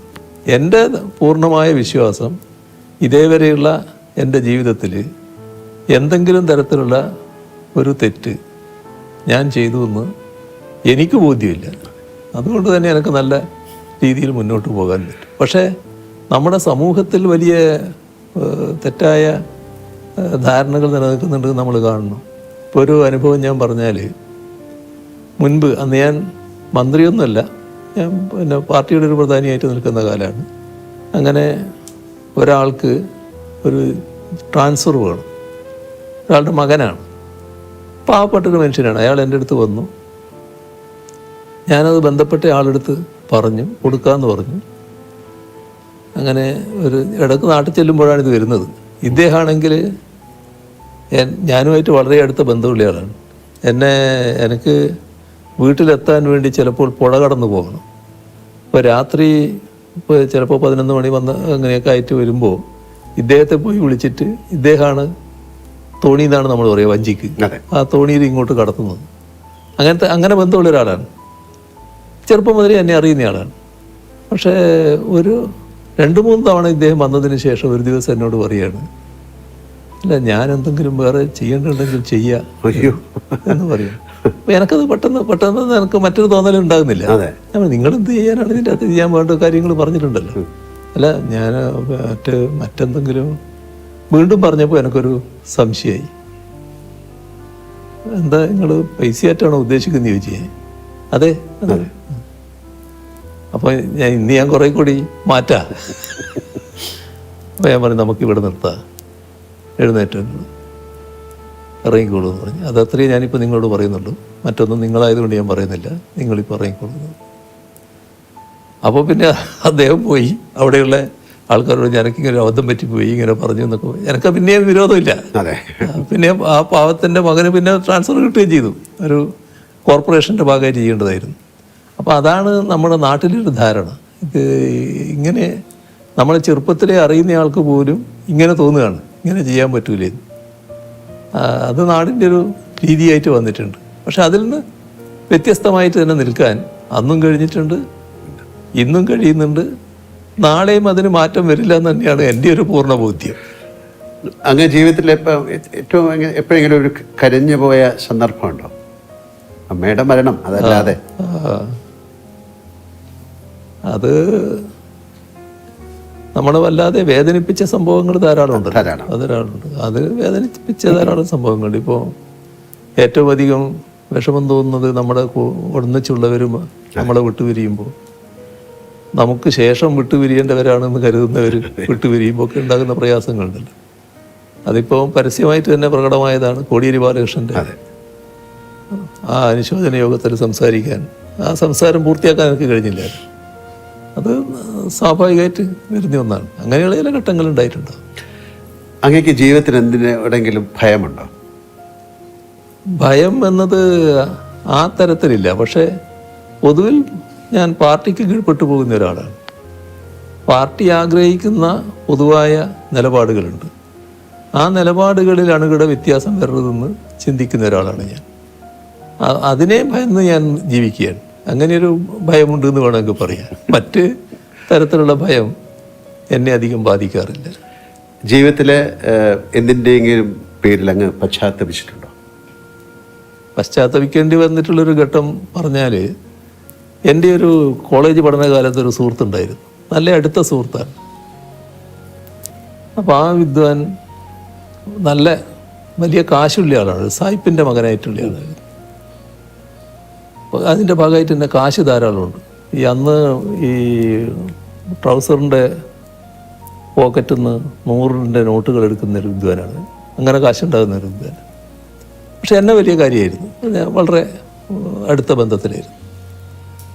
മദ്യപാനത്തിലേക്ക് നീങ്ങി പുള്ളി. അപ്പം ഞാനന്ന് ഒരു വിദ്യാർത്ഥി പ്രവർത്തകനൊക്കെ ആയിട്ട് മാറിയിട്ടുള്ള കാലമാണ്. അപ്പം ഞാൻ പറഞ്ഞു അത് ശരിയല്ലേ, ഇത് മദ്യം ഉപയോഗിക്കാൻ പാടില്ല എന്ന് പറഞ്ഞു. പക്ഷെ അത് വല്ലാതെ പരിധി വിട്ട് പ്രയോഗിക്കുന്നവരെ വന്നു. അപ്പോൾ പിന്നെ ഞാൻ ആ ബന്ധം അങ്ങ് വിച്ഛേദിച്ചു. പിന്നെ എനിക്ക് പലപ്പോഴും തോന്നിയിട്ടുണ്ട് ആ ബന്ധം വിച്ഛേദിച്ചത് അയാളെ കൂടുതൽ നാശത്തിലേക്ക് എത്തിച്ചു. അയാൾ വല്ലാതെ തകർന്നുപോയി. തകർന്നൊരു പൂർണ്ണമായ മദ്യപാനിയായി റോഡ് വക്കിലൊക്കെ ഇരിക്കുന്ന സൈസായിട്ട് മാറിയിരുന്നു. അപ്പോൾ അത് പിന്നെ എന്നെ ഒരു കുറ്റബോധത്തിലേക്ക് നയിച്ചിരുന്നു. അത് അന്ന് ഞാൻ അങ്ങനെ വിട്ടിരുന്നില്ലെങ്കിൽ ഞാനുമായിട്ടുള്ള അടുപ്പം തുറന്നിരുന്നുവെങ്കിൽ അയാൾ മദ്യപിക്കുമായിരുന്നു. പക്ഷേ ഇതുപോലൊരു മദ്യപാനിയായിട്ട് മാറില്ലായിരുന്നു എന്നാണ് എൻ്റെ ഒരു തോന്നൽ. അതാണ് എനിക്കൊരു കുറ്റബോധം തോന്നിയ ഒരു കാര്യം. മറ്റൊരു കാര്യങ്ങൾ അങ്ങനെ തോന്നിയിട്ടില്ല. അപ്പം അങ്ങയുടെ ദൗർബല്യം എന്താണ് എന്ന് ഞാൻ ചോദിച്ചാൽ എന്തായിരിക്കും ഒരു ഉത്തരം? അത് എന്താണെന്ന് ഇപ്പോൾ ദൗർബല്യം മനസ്സിലാക്കുന്ന ചില ആൾക്കാർ കണക്കാക്കിയത് എൻ്റെ ദൗർബല്യം എൻ്റെ മക്കളാണെന്നാണ്. അങ്ങനെ ഒരു ദിവസം രാവിലെ എൻ്റെ ഒരു കോളേജ് കാലത്തുള്ള ഒരാൾ രാഷ്ട്രീയമായിട്ട് വിരുദ്ധ ചേരിയിലാണ്. രാവിലെ എൻ്റെ വീട്ടിൽ വരികയാണ്. എതിർചേരിയിലാണ്, ഭയങ്കര എതിരാടിയാണ്. രാവിലെ വീട്ടിൽ വരികയാണ്. എന്താ പേര് ഞാൻ പറയുന്നില്ല, എന്താന്ന് ചോദിച്ചപ്പോൾ ഇരിക്കുമെന്ന് പറഞ്ഞു. അല്ല ഞാനൊരു കാര്യം പറയാൻ വന്നതാണ് പറഞ്ഞു. നിങ്ങളെ നല്ല വിജയൻ്റെ എന്നാണ്. വിജയൻ്റെ മക്കളെ നേരെ ഒരു നോട്ട് കൊടുത്തിട്ടുണ്ട്. ആളെ പേര് പറയുന്നുണ്ട്. അത് തട്ടിക്കൊണ്ടു പോകാനാണ്. ഇയാളുടെ പ്രധാന സുഹൃത്താണ് ഈ ചെയ്യുന്നത്. ഈ പ്രധാന സുഹൃത്താണ് ഇത് പ്ലാൻ ഇട്ടിട്ടത്. അപ്പോൾ ആ സുഹൃത്തിനോട് ഇയാൾ പറഞ്ഞു പിന്നെ അതൊന്നും ചെയ്യാൻ പാടില്ല, അതൊക്കെ പിന്നെ നാട് കത്തും, അതൊന്നും അങ്ങനെ ഒരു വഴിക്ക് പോകരുത് എന്നൊക്കെ പറഞ്ഞു. പക്ഷേ അവനായതുകൊണ്ട് എനിക്ക് ഉറപ്പില്ല, ചിലപ്പോൾ നടന്നേക്കാവും. അപ്പോൾ ഞാൻ ചിരിച്ചു. അല്ല നിങ്ങൾ ചിരിക്കുക ചെയ്യാന്ന് എനിക്കറിയാം, എന്നാലും ഇത് ശ്രദ്ധിക്കേണ്ട ഒരു കാര്യമാണ്. എന്ത് ശ്രദ്ധിക്കാനാണ്? ഞാൻ എന്ത് ശ്രദ്ധിക്കും? ഭാര്യയോട് പറയാൻ പറ്റുമോ? പറഞ്ഞാൽ പിന്നെ പിന്നെയുള്ള അവസ്ഥ എന്താണ്? ഈ കുട്ടികളോട് പറയാൻ പറ്റും? അത് പിന്നെ വരുന്നിടത്ത് കാണാൻ നോക്കൽ മാത്രമേ പറ്റൂ. അപ്പോൾ ദൗർബല്യം എന്നുള്ളത് മറ്റുള്ളവരാണല്ലോ വിലയിരുത്തുന്നത്. അങ്ങനെ കണ്ടത് കുട്ടികളാണ് ദൗർബല്യം എന്നുള്ള മട്ടിലാണ്. സംഭവ ബഹുലമായ ജീവിതമാണ് അങ്ങ് കടന്നു പോകുന്നത്. എപ്പോഴെങ്കിലും തളർന്നു പോയ നിമിഷങ്ങളുണ്ടായിട്ടുണ്ടോ? ഒരു ഘട്ടത്തിലും അങ്ങനെ തളർന്നു പോയിട്ടില്ല. കാരണം തളരാൻ വേണ്ടിയുള്ള തളർത്താൻ വേണ്ടിയുള്ള ഒരുപാട് ശ്രമങ്ങൾ ഉണ്ടായിട്ടുണ്ടെങ്കിലും ആ ഘട്ടത്തിലൊക്കെ എൻ്റെ വിശ്വാസം പാർട്ടിയിലാണല്ലോ, പാർട്ടിയോടാണല്ലോ എൻ്റെ ഏറ്റവും വലിയ കൂറ്. അപ്പോൾ പാർട്ടിയുടെ ഭാഗമായിട്ടാണ് ഞാൻ നിൽക്കുന്നത് എന്നുള്ളത് ഒരു കരുത്തോടെ നിൽക്കാൻ എന്നെ പ്രേരിപ്പിച്ചിട്ടുണ്ട്. ഈ ഉയരങ്ങളിലേക്ക് എത്തുന്നതിനൊപ്പം ഏകാന്തതയും നമ്മെ വലയം ചെയ്യും എന്ന് ഞാൻ കേട്ടിട്ടുണ്ട്. അങ്ങനെയൊക്കെ ഏകാന്തത അനുഭവപ്പെടാറുണ്ടോ? അങ്ങനെയില്ല, ഏകാന്തത എന്ന തരത്തിലേക്കില്ല. പക്ഷേ ഒരു പ്രശ്നം എന്താണെന്ന് പറഞ്ഞാൽ പഴയ കാലത്ത് പോലെ ആളുകളുമായിട്ട് കൂടുതൽ ബന്ധപ്പെടാനും കൂടി ഇരിക്കാനും സമയം ചെലവഴിക്കാനും ഒന്നും സമയം കിട്ടുന്നില്ല എന്നുള്ളൊരു തോന്നലുണ്ടാകാറുണ്ട്. പക്ഷേ നമ്മൾ ജീവിതത്തിൻ്റെ ഓരോ ഘട്ടമല്ലേ, ഓരോ ഘട്ടത്തിൽ നമ്മൾ നിർവഹിക്കേണ്ട ഉത്തരവാദിത്വം, ആ ഉത്തരവാദിത്വം നിർവഹിക്കലാണ് പ്രധാനം. ഞാൻ നേരത്തെ പറഞ്ഞ നിയോഗമില്ലേ, ഇന്നത് ചെയ്യുക എന്നൊരു നിയോഗത്തിലേക്ക് വന്നാൽ അത് ചെയ്യണമല്ലോ. അപ്പോൾ അതിനു വേണ്ടി പൂർണ്ണമായിട്ട് അർപ്പണബോധത്തോടെ ചെയ്യുക. നമുക്ക് അതിൻ്റെ ഭാഗമായിട്ട് സമയം കിട്ടുമെങ്കിൽ മാത്രം ആ സമയം ഉപയോഗിക്കുക.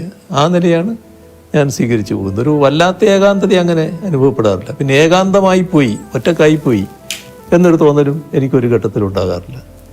ഒറ്റയ്ക്ക് ഇരിക്കേണ്ടി വന്നാൽ അതിലൊരു വിഷമവും ഉണ്ടാകാറില്ല. അതാണ് ഏറ്റവും വലിയ പ്രധാനമായ കാര്യം എന്നാണ് എനിക്ക് തോന്നുന്നത്. ഒരു തരത്തിലുള്ള വിഷമവും ഉണ്ടാകാറില്ല. നമ്മുടെ പാട്ടിൻ്റെ കാര്യം ഓർമ്മയിലുണ്ടല്ലോ. ഞാനൊരു കാര്യം ചോദിക്കാം. അങ്ങയുടെ തിരക്കുകൾ ഞങ്ങൾക്കറിയാം. ഒരു ദിവസത്തേക്ക് അങ്ങേ ആരും തിരിച്ചറിയില്ലെന്നും മുഖ്യമന്ത്രി അല്ലെന്നും കരുതുക. കേരളത്തിലെ ഏത് സ്ഥലത്ത് പോയി സമാധാനമായിരുന്ന് ഒരു ചായ കുടിക്കാനാണ് അങ്ങ് ആഗ്രഹിക്കുന്നത്? അല്ല, അത് ഏറ്റവും ഇഷ്ടപ്പെടുന്ന സ്ഥലം എൻ്റെ വീട് തന്നെയാണല്ലോ. അവിടെ പോയിരിക്കുക, സ്വസ്ഥമായിട്ടിരിക്കുക. അതൊരു മറ്റു തരത്തിൽ ബാധിക്കുന്ന കാര്യമല്ല. ഈ വലിയ തിരക്കുകൾ കഴിഞ്ഞിട്ട് എങ്ങനെ പോയിരിക്കും എന്നുള്ളത് അതൊരു വിഷയമേ അല്ല. അത് നല്ല നിലക്ക് പോകാൻ കഴിയുമെന്നാണ് എനിക്ക് തോന്നുന്നത്. അധികം ആർക്കും അറിയാത്ത ഭരിത പ്രിയനായ ശ്രീ പിണറായി വിജയൻ ഉണ്ടോ? അങ്ങനെയാണെങ്കിൽ ഫലിതം പറയുക അല്ലെങ്കിൽ ആസ്വദിക്കുകയൊക്കെ ചെയ്യാറുണ്ടോ? ഫലിതമായിട്ട് എൻ്റെ അടുത്തൊന്നും അധികം വരാറുണ്ടോ എന്നറിയില്ല. എന്നാൽ ഫലിതം ആസ്വദിക്കാറുണ്ട്. നല്ല നിലക്ക് നമ്മുടെ സുഹൃത്തുക്കളൊക്കെ ഇരിക്കുമ്പം പല ഫലിതങ്ങളും പറയുമല്ലോ, അതൊക്കെ നല്ല നിലക്ക് ആസ്വദിക്കാറുണ്ട്. ഏത് വിഷമഘട്ടത്തിലും അങ്ങേക്ക് മാറാത്ത ചിട്ടകളുണ്ടോ? അതായത് ശരി തെറ്റ് അങ്ങനെ യെസ് ഓർ നോ അങ്ങനെയൊക്കെ പറയുന്ന ഒരാളാണെന്ന് ഞാൻ കേട്ടിട്ടുണ്ട്. അത് ഏത് വിഷമഘട്ടത്തിലും അത് മാറില്ല. അതൊരു ജീവിത രീതി തന്നെയാണ്. അതൊരു എൻ്റെ ഒരു ശൈലിയായിട്ട് വന്നിട്ടുള്ള കാര്യമാണ്. അത് ആ നിലക്ക് തന്നെ തുടരാൻ കഴിയുമെന്നാണ് തോന്നുന്നത്. ജീവിതത്തിലെ ഏറ്റവും വലിയ പ്രചോദനം എന്താണ് സാറിൻ്റെ? അല്ലെങ്കിൽ ആരാണ്? അല്ല, അതിൽ ഓരോ ഘട്ടത്തിലുണ്ടാകുന്നതാണല്ലോ. ആദ്യ ഘട്ടത്തിൽ ഇപ്പോൾ AKG ആയിരുന്നു വലിയ ഒരു പ്രചോദന ശക്തിയായിട്ടുണ്ടായിരുന്നു. പിന്നെ അദ്ദേഹമായിട്ട് നല്ല ബന്ധത്തിലായി, നല്ല ബന്ധങ്ങൾ വന്നു. അങ്ങനെ പാർട്ടിയിൽ തന്നെ നല്ല നിലയിൽ ബന്ധപ്പെടുന്ന നില വന്നു. പിന്നെ അവരൊക്കെ ഒരു അധികായന്മാരാണല്ലോ. AKG EMS എന്നൊക്കെ പറഞ്ഞാൽ നമ്മുടെ കേരളത്തിലെ അധികായന്മാരാണ്. അവരൊക്കെ ഒരു റോൾ മോഡൽസ് ആയിരുന്നു. അതിനോടൊക്കെ നീതി പുലർത്താൻ കഴിഞ്ഞിട്ടുണ്ടെന്ന് തന്നെയാണ് എൻ്റെ ഒരു തോന്നൽ. ഈ പ്രളയവും കോവിഡും പോലുള്ള മഹാദുരന്തങ്ങൾ വന്നപ്പോൾ കേരളം ശ്രദ്ധിച്ചത് അങ്ങയുടെ വാക്കുകൾ ആയിരുന്നു. അതൊരു യാഥാർത്ഥ്യമാണ്. ഉള്ളിൽ ആദ്യമായി കഴിഞ്ഞ ജനങ്ങളിൽ ഇത്രയധികം ആത്മവിശ്വാസം പകരാൻ അങ്ങേക്ക് കഴിഞ്ഞത് എങ്ങനെയാണ്? ഇത് എന്താ പ്രത്യേകത എന്ന് പറഞ്ഞാൽ അതിനൊന്നും എനിക്ക് ഉത്തരം പറയാൻ കഴിയുന്ന കാര്യമല്ല. എന്നിൽ പ്രത്യേകമായ എന്തെങ്കിലും ഒരു കഴിവ് അങ്ങനെ ഉണ്ട് എന്ന് വിശ്വസിക്കുന്ന ഒരാളല്ല ഞാനൊരു സാധാരണക്കാരൻ, ഒരു സാധാരണ നിലയിൽ ഉള്ളൊരു ആളെന്ന് മാത്രമേ ഞാൻ കാണുന്നുള്ളൂ. അതിൻ്റെ ഭാഗമായി ഇപ്പോൾ മറ്റു തരത്തിലെടുത്താൽ പല സമുന്നത വ്യക്തികൾക്കുള്ള തരത്തിലുള്ള വലിയ ഉയർന്ന വിദ്യാഭ്യാസം അല്ലെങ്കിൽ അതിൻ്റെ ഭാഗമായിട്ടുള്ള വലിയ ബൗദ്ധിക ശേഷി അതൊന്നും ഉള്ള ഒരാളല്ല ഞാനൊരു സാധാരണക്കാരനെന്ന മട്ടിൽ ഞാൻ കാണുന്നുള്ളൂ. പക്ഷേ ഞാൻ എപ്പോഴും പ്രായോഗികമായ കാര്യങ്ങൾക്കാണ് പ്രാധാന്യം കൊടുത്തിരുന്നത്. അതിൻ്റെ ഭാഗമായി ജനങ്ങളുടെ വിഷമം അതിനോടൊപ്പം നിൽക്കുക എന്നുള്ളത് എല്ലാ കാലത്തും സ്വീകരിച്ചു വന്നിട്ടുള്ളൊരു സാധാരണക്കാരനായി നിൽക്കുക എന്ന് പറയുന്നത് വളരെ എളുപ്പമുള്ള കാര്യമല്ല. അത് അങ്ങേക്ക് സാധിച്ചു. അപ്പോൾ അതിൻ്റെ ഭാഗമായിട്ട് ജനങ്ങളുടെ കൂടെ നിൽക്കുക, ജനങ്ങളോട് പറയുക. അപ്പോൾ അത് ജനങ്ങൾ നല്ല നിലക്ക് അത് എടുത്തല്ലോ. എത്ര നല്ല മനസ്സോടെയാണ് സ്വീകരിച്ചത്. ഇപ്പം സാധാരണ നിലക്ക് ആ ഘട്ടത്തിൽ നമ്മൾ മനുഷ്യരുടെ കാര്യം പറയും. ആ ഘട്ടത്തിൽ ഞാനൊരു ദിവസം പറഞ്ഞു, നമ്മൾ പറയേണ്ട കാര്യങ്ങളെല്ലാം ജനങ്ങളോട് പറയായിരുന്നല്ലോ. നമ്മൾ കുടുംബത്തിൽ പറയുന്നത് പോലെ ജനങ്ങളോട് പറയുന്ന നിലയായിരുന്നു ഞാൻ സ്വീകരിച്ചിരുന്നത്. അപ്പോൾ പറഞ്ഞു ഒരു ദിവസം, പിന്നെ ഇതിൻ്റെ ഭാഗമായിട്ട് ഭക്ഷണം കിട്ടാത്ത പട്ടികൾ, മറ്റ് മൃഗങ്ങൾ, കുരങ്ങന്മാർ അങ്ങനെയുള്ളവരൊക്കെ ഉണ്ടാവും. അവർക്കൊക്കെ നമ്മൾ ഭക്ഷണം കൊടുക്കണം ഈ സമയത്ത്. അത് വലിയ തോതിൽ സ്വീകരിച്ചല്ലോ ആളുകൾ. അതിലൊക്കെയാണ് നമുക്ക് വലിയ സന്തോഷം തോന്നുന്നത്. അങ്ങനെയുള്ള കാര്യങ്ങൾ ശ്രദ്ധിക്കാൻ കഴിഞ്ഞു. അത് അവരോട് കമ്മ്യൂണിക്കേറ്റ് ചെയ്തു. ഉടനെ അതിന് പ്രതികരണം ഉണ്ടായി. അതേപോലെ തന്നെ കാർഷിക രംഗം, ഇത് നമുക്ക് വലിയ ഭക്ഷ്യക്ഷാമം അനുഭവപ്പെട്ടു പോകുമെന്ന് ശങ്കിക്കണം. കാരണം കോവിഡ് എത്രയാണ് നീണ്ടു നിൽക്കാന്ന് അറിയില്ലായിരുന്നു. അല്ലാത്ത പ്രയാസം വന്നാൽ നമ്മൾ ഭക്ഷ്യക്ഷാമത്തിലേക്ക് പോകുമെന്നുള്ള ശങ്കയുണ്ട്. അതുകൊണ്ട് നിങ്ങൾ വീട്ടുപറമ്പിൽ ആവശ്യമായ കൃഷി ചെയ്യണമെന്നൊരു ദിവസം പറഞ്ഞു. അത് പറഞ്ഞ് കേൾക്കേണ്ട താമസം ചിലർ ഉടനെ മൺവെട്ടിയൊക്കെ എടുത്തിട്ട് കൃഷി ചെയ്യാൻ പുറപ്പെട്ടല്ലോ. അതൊക്കെ ഒരു നല്ല ആവേശകരമായ കാര്യമല്ലേ. അപ്പോൾ അന്നിങ്ങനെയുള്ള കാര്യങ്ങൾ ചെയ്യാൻ കഴിഞ്ഞു എന്നുള്ളത് തന്നെയാണ് ഒരു പ്രത്യേകതയായിട്ട് ഞാൻ കാണുന്നത്. എനിക്ക് ഫുട്ബോൾ വളരെ ഇഷ്ടമാണ്. സാറ് ചെറുപ്പകാലത്ത് ഫുട്ബോൾ കളിക്കുന്നു എന്നൊക്കെ പറഞ്ഞിരുന്നു. അങ്ങനെയൊക്കെ ഫുട്ബോൾ മാച്ച് ഇപ്പോൾ ഒരു വേൾഡ് കപ്പ് വരികയാണ്, അങ്ങ് കാണാറുണ്ടോ? അങ്ങേക്ക് പ്രത്യേക താല്പര്യമുള്ള ഏതെങ്കിലും കളിക്കാരുണ്ടോ? അത്യാവശ്യം ഞാൻ കാണാറുണ്ട്. അത്യാവശ്യം കാണാറുണ്ട്. ചില കളികൾ നല്ല നിലക്ക് കണ്ടിട്ടുമുണ്ട്. ഇപ്പൊ തുടങ്ങാൻ പോവാണ്. പക്ഷെ ഇത് നമ്മുടെ സമയമായിട്ട് ഒത്തുവരാത്തത് കൊണ്ട് ജൂലൈയിലാണ്. അതെ, അല്ല സമയം ഒത്തുവരാറില്ല പലപ്പോഴും. അപ്പോൾ ഉറക്കൊഴിഞ്ഞ് കാണുക എന്നുള്ളത് ഇപ്പൊ ഞാൻ അങ്ങനെ മെനക്കെടാറില്ല. അല്ല, ഈ അർജന്റീന അല്ലെങ്കിൽ മെസ്സി അങ്ങനെ ആ സമയത്ത് അവരോടൊക്കെ ചായ്വ് കാട്ടിയ നേതാക്കളൊക്കെ ഉണ്ടായിരുന്നു. കൂട്ടത്തിൽ അങ്ങ് ഉണ്ടായിരുന്നോ എന്ന് എനിക്കറിയില്ല, അതുകൊണ്ട് ചോദിച്ചാണ്. അല്ല, അവരൊക്കെ നല്ല കളിക്കാരായിട്ട് തന്നെ കാണുകയാണ്. അതിന്റെ ഭാഗമായിട്ട് ചിലർ അവരെ ജയിക്കാൻ പാടുള്ളൂ എന്ന നില എടുക്കാറുണ്ട്. അങ്ങനെ ഒരു നില ഞാൻ എടുക്കാറില്ല. പക്ഷെ അവരെയൊക്കെ നല്ല കളിക്കാരായിട്ട് തന്നെ കാണുകയാണ്. എപ്പോഴും അങ്ങ് ഊർജ്ജസ്വലനായിട്ടാണ് ഞാൻ കണ്ടിട്ടുള്ളത്. ഇത് വളരെ പ്രധാനപ്പെട്ട ഒരു കാര്യമാണ്. ആരോഗ്യ സംരക്ഷണത്തിന് അങ്ങ് പുലർത്തുന്ന എന്തെങ്കിലും പ്രത്യേക ശീലങ്ങളുണ്ടോ? അതൊക്കെ ഞങ്ങൾക്ക് അറിയാൻ താല്പര്യമുണ്ട്. അതിൽ സാധാരണ എൻ്റേതായ ഒരു മിനിമം വ്യായാമം രാവിലെ ഞാൻ ചെയ്യും, ചെറിയ തോതിൽ. അത് കഴിഞ്ഞാൽ പിന്നെ ഭക്ഷണക്രമം, നേരത്തെ ധാരാളം ഭക്ഷണം കഴിക്കുമായിരുന്നു. ഇപ്പം അതിനൊരു ക്രമം പാലിച്ചിട്ടുണ്ട്. ആ ക്രമം തുറന്നു പോവുകയാണ്. വലിയ തോതിൽ ഭക്ഷണം കഴിക്കാത്ത ഒരു രീതിയാണ് ഇപ്പോൾ സ്വീകരിക്കുന്നത്. അത് നല്ല നിലക്ക് തുടരാൻ പറ്റുന്നുണ്ട് എന്നാണ് തോന്നുന്നത്. നമ്മൾ അധിക ഭക്ഷണം കഴിക്കുമ്പോൾ അധിക ഭക്ഷണം കഴിക്കണമെന്ന് സ്ഥിരമായിട്ട് തോന്നിക്കൊണ്ടിരിക്കും. അത് ക്രമീകരിച്ചാൽ പിന്നെ പ്രയാസമില്ല. അത്രയും ഭക്ഷണം മതി നമുക്ക് എന്നൊരു നില. അതിലിപ്പോൾ നല്ല സംതൃപ്തി തോന്നുന്നുണ്ട്. കഴിഞ്ഞ ദിവസം അങ്ങ് കുട്ടികളുമായിട്ട് നടത്തിയൊരു മുഖാമുഖം പരിപാടിയിൽ ഞാനത് കാണുകയുണ്ടായി. അങ്ങയുടെ കുട്ടിക്കാലത്തെ കഷ്ടപ്പാടുകളെ കുറിച്ചൊക്കെ പറഞ്ഞു. ആ അനുഭവം പിണറായി വിജയൻ എന്ന വ്യക്തിയെയും രാഷ്ട്രീയ പ്രവർത്തകനെയും രൂപീകരിക്കുന്നതിൽ സഹായിച്ചിട്ടുണ്ടോ? ഉണ്ടെങ്കിൽ അതെങ്ങനെയാണ്? തീർച്ചയായും. അത് അന്നും ആ വിഷമഘട്ടത്തിലും ഒരു വലിയ അഭിമാനബോധം നിലനിർത്താൻ കഴിഞ്ഞിരുന്നു. അത് ആരുടെയും മുമ്പിൽ കൈനീട്ടാതിരിക്കുക, തെറ്റായ ഒരു കാര്യവും ചെയ്യാതിരിക്കുക, അങ്ങനെയൊരു നിലപാട് അന്നേ സ്വീകരിച്ചിരുന്നു. അതിനിടയാക്കിയത് എൻ്റെ രാഷ്ട്രീയ ജീവിതത്തിൻ്റെ തുടക്കത്തിൽ ഒരു ദിവസം തലശ്ശേരിക്ക് പോകാൻ കാശില്ല എൻ്റെ കയ്യിൽ. അപ്പോൾ ഒരാൾ കയ്യിൽ നിന്ന് വായ്പ വാങ്ങി. അപ്പോൾ തലശ്ശേരി എത്തി വർത്തമാനം പറയുമ്പോൾ ഞാൻ പറഞ്ഞു, ഇങ്ങനെ 25 പൈസ വായ്പ വാങ്ങിയിട്ടാണ് വന്നിരുന്നു. അപ്പോൾ എന്നെ ഇഷ്ടപ്പെടുന്ന അന്നത്തെ ഒരു പാർട്ടി നേതാവുണ്ട്, അരിയാക്കണ്ടി അച്ഛൻ എന്ന് പറഞ്ഞിട്ട്. അപ്പോൾ അയാൾ കേട്ടപ്പോൾ തന്നെ ഒരു ആട്ട ആദ്യം തന്ന്, നിനക്ക് എവിടുന്നടാ പൈസ തിരിച്ചു കൊടുക്കാൻ പറ്റും? നീ മേലിൽ ഒരാളെടുക്കൊന്നും വായ്പ വാങ്ങരുത് കേട്ടോ. എനിക്ക് തലശ്ശേരി പോകണമെങ്കിൽ എനിക്ക് തലശ്ശേരി പോകണം, ഇത്ര പൈസ വേണമെന്ന് പറഞ്ഞിട്ട് ആ പൈസ വാങ്ങുക. അതിനപ്പുറം വാങ്ങണ്ട. ആ പൈസയും കൊണ്ട് ടിക്കറ്റ് എടുത്തിരിക്കും പോരുക എന്നല്ലാതെ നീ ഇനി വായ്പ വാങ്ങാൻ പാടില്ല ആരോടുക്കും. അത് എനിക്ക് വലിയൊരു പാടായി. പിന്നീട് ഒരു വായ്പയും ആരുടെക്കൊന്നും വാങ്ങേണ്ടി വന്നിട്ടില്ല. അത് പിന്നെ എന്താണോ ആവശ്യം, പാർട്ടിയുടെ ആവശ്യത്തിന് പോവുകയാണ്. അപ്പോൾ നമ്മുടെ കയ്യിൽ പൈസയില്ല, അത് ആ ആവശ്യം പറഞ്ഞിട്ട് പൈസ വാങ്ങുന്നതിൽ തെറ്റില്ല. അതിന് മാത്രം അത് നിറവേറ്റുക. ആ നിലയാണ് പിന്നീട് സ്വീകരിച്ചു വന്നത്. ചില കാര്യങ്ങൾ, ഇത്തരം ചില ചെറിയ ചെറിയ കാര്യങ്ങളിലൂടെ നമുക്കൊരു വലിയ പാഠമായിട്ട് മാറും. അതാണ് വന്ന് മാറിയത്. രാഷ്ട്രീയം കഴിഞ്ഞാൽ അങ്ങേക്ക് ഇഷ്ടമുള്ള മേഖലകൾ ഏതൊക്കെയാണ്? രാഷ്ട്രീയമാണല്ലോ ഫുള്ള്. അതേസമയം പിന്നെ മറ്റ് കലാപരിപാടികളൊക്കെ കാണുന്നതിന് എനിക്ക് വേറെ പ്രശ്നമൊന്നുമില്ല. അതൊക്കെ ഞാൻ സാധാരണ കാണാറുണ്ട്, നല്ല രീതിയിൽ ആസ്വദിക്കാറുണ്ട്. പിണറായിയിൽ ജനിച്ച വിജയൻ സഖാവ് എന്നല്ലാതെ വീട്ടുകാരും ബന്ധുക്കളും മാത്രം വിളിക്കുന്ന എന്തെങ്കിലും വിളിപ്പേര് ഉണ്ടായിരുന്നോ? ഇല്ല, നേരത്തെ ഇല്ല. പക്ഷെ എനിക്കൊരു പേര് പിന്നെ എൻ്റെ ഒരു അധ്യാപകൻ ഇട്ടിരുന്നു. പിന്നെ അന്നത്തെ അധ്യാപകർ വളരെ പ്രത്യേകതയാണല്ലോ, കുട്ടികളെ വല്ലാതെ ഉൾക്കൊള്ളുന്നവരാണ്. അതെ, അല്ല ഇന്നും അധ്യാപകർ അങ്ങനെ തന്നെ. അപ്പോൾ അദ്ദേഹം ഇട്ട പേര് മുഖ്യസ്ഥൻ. അത് ശരി. അപ്പോൾ അതൊരു തിരിപ്പേരായിട്ട് ചിലർ വിളിക്കുമായിരുന്നു, മുഖ്യസ്ഥൻ എന്ന് വിളിക്കുമായിരുന്നു. ഇപ്പം സ്കൂൾ കാലത്തെ കുറിച്ച് പറഞ്ഞുകൊണ്ട് ചോദിക്കുകയാണ്, പിണറായിയിലെ വീട്ടുമുറ്റത്ത് ഓടിക്കളിച്ചിരുന്ന വിജയൻ എന്ന ബാലന് മുഖ്യമന്ത്രി കസേരയിൽ ഇരുന്ന് തിരിഞ്ഞു നോക്കുമ്പോൾ എന്ത് തോന്നുന്നു? അതിൻ്റെ ഒരു ഭാഗമാണ് ഞാൻ നേരത്തെ പറഞ്ഞത്. നമ്മളൊരു വളരെ സാധാരണക്കാരനായിട്ടുള്ള ഒരു മനുഷ്യൻ, ഇപ്പോഴും ഗ്രാമീണമായിട്ടുള്ള പല സ്വഭാവങ്ങളും വെച്ച് പുലർത്തുന്ന ഒരാൾ, അതിൻ്റെ എല്ലാ പരിമിതികളോടും കൂടി ഇത്രയും ഉന്നതമായ സ്ഥാനത്ത് എത്താൻ കഴിഞ്ഞത് അത് എൻ്റെ പാർട്ടിയുടെ പിന്തുണ കൊണ്ടാണ്. പാർട്ടിയാണ് എന്നിൽ മുഴുവൻ വിശ്വാസം അർപ്പിച്ചിട്ടുള്ളത്. അതിൻ്റെ ഭാഗമായിട്ടാണ് ഇതെല്ലാം ആയി മാറാൻ എനിക്ക് കഴിഞ്ഞിട്ടുള്ളത്. ഈ ഉന്നതമായ സ്ഥാനം വഹിക്കാൻ പ്രാപ്തനാണോ ഞാൻ എന്നത് എല്ലാ ഘട്ടത്തിലും ഞാൻ ആലോചിച്ചു കൊണ്ടിരിക്കുന്ന കാര്യമാണ്. പക്ഷേ നിർവഹിക്കാൻ കഴിയുന്നുണ്ടെന്നാണ് മറ്റുള്ളവരൊക്കെ പറയുന്നത്. ആ നിലക്ക് നിർവഹിക്കുക. അപ്പം നമുക്ക് ഈ സംഭാഷണം അവസാനിപ്പിക്കാനുള്ള സമയമായി. ഒരു പാട്ടിനെ കുറിച്ച് പാടുന്നതിന് മുമ്പ് എനിക്കൊരു വലിയൊരാളെ കുറിച്ച് പറയാനുണ്ട്. റോബിൻ.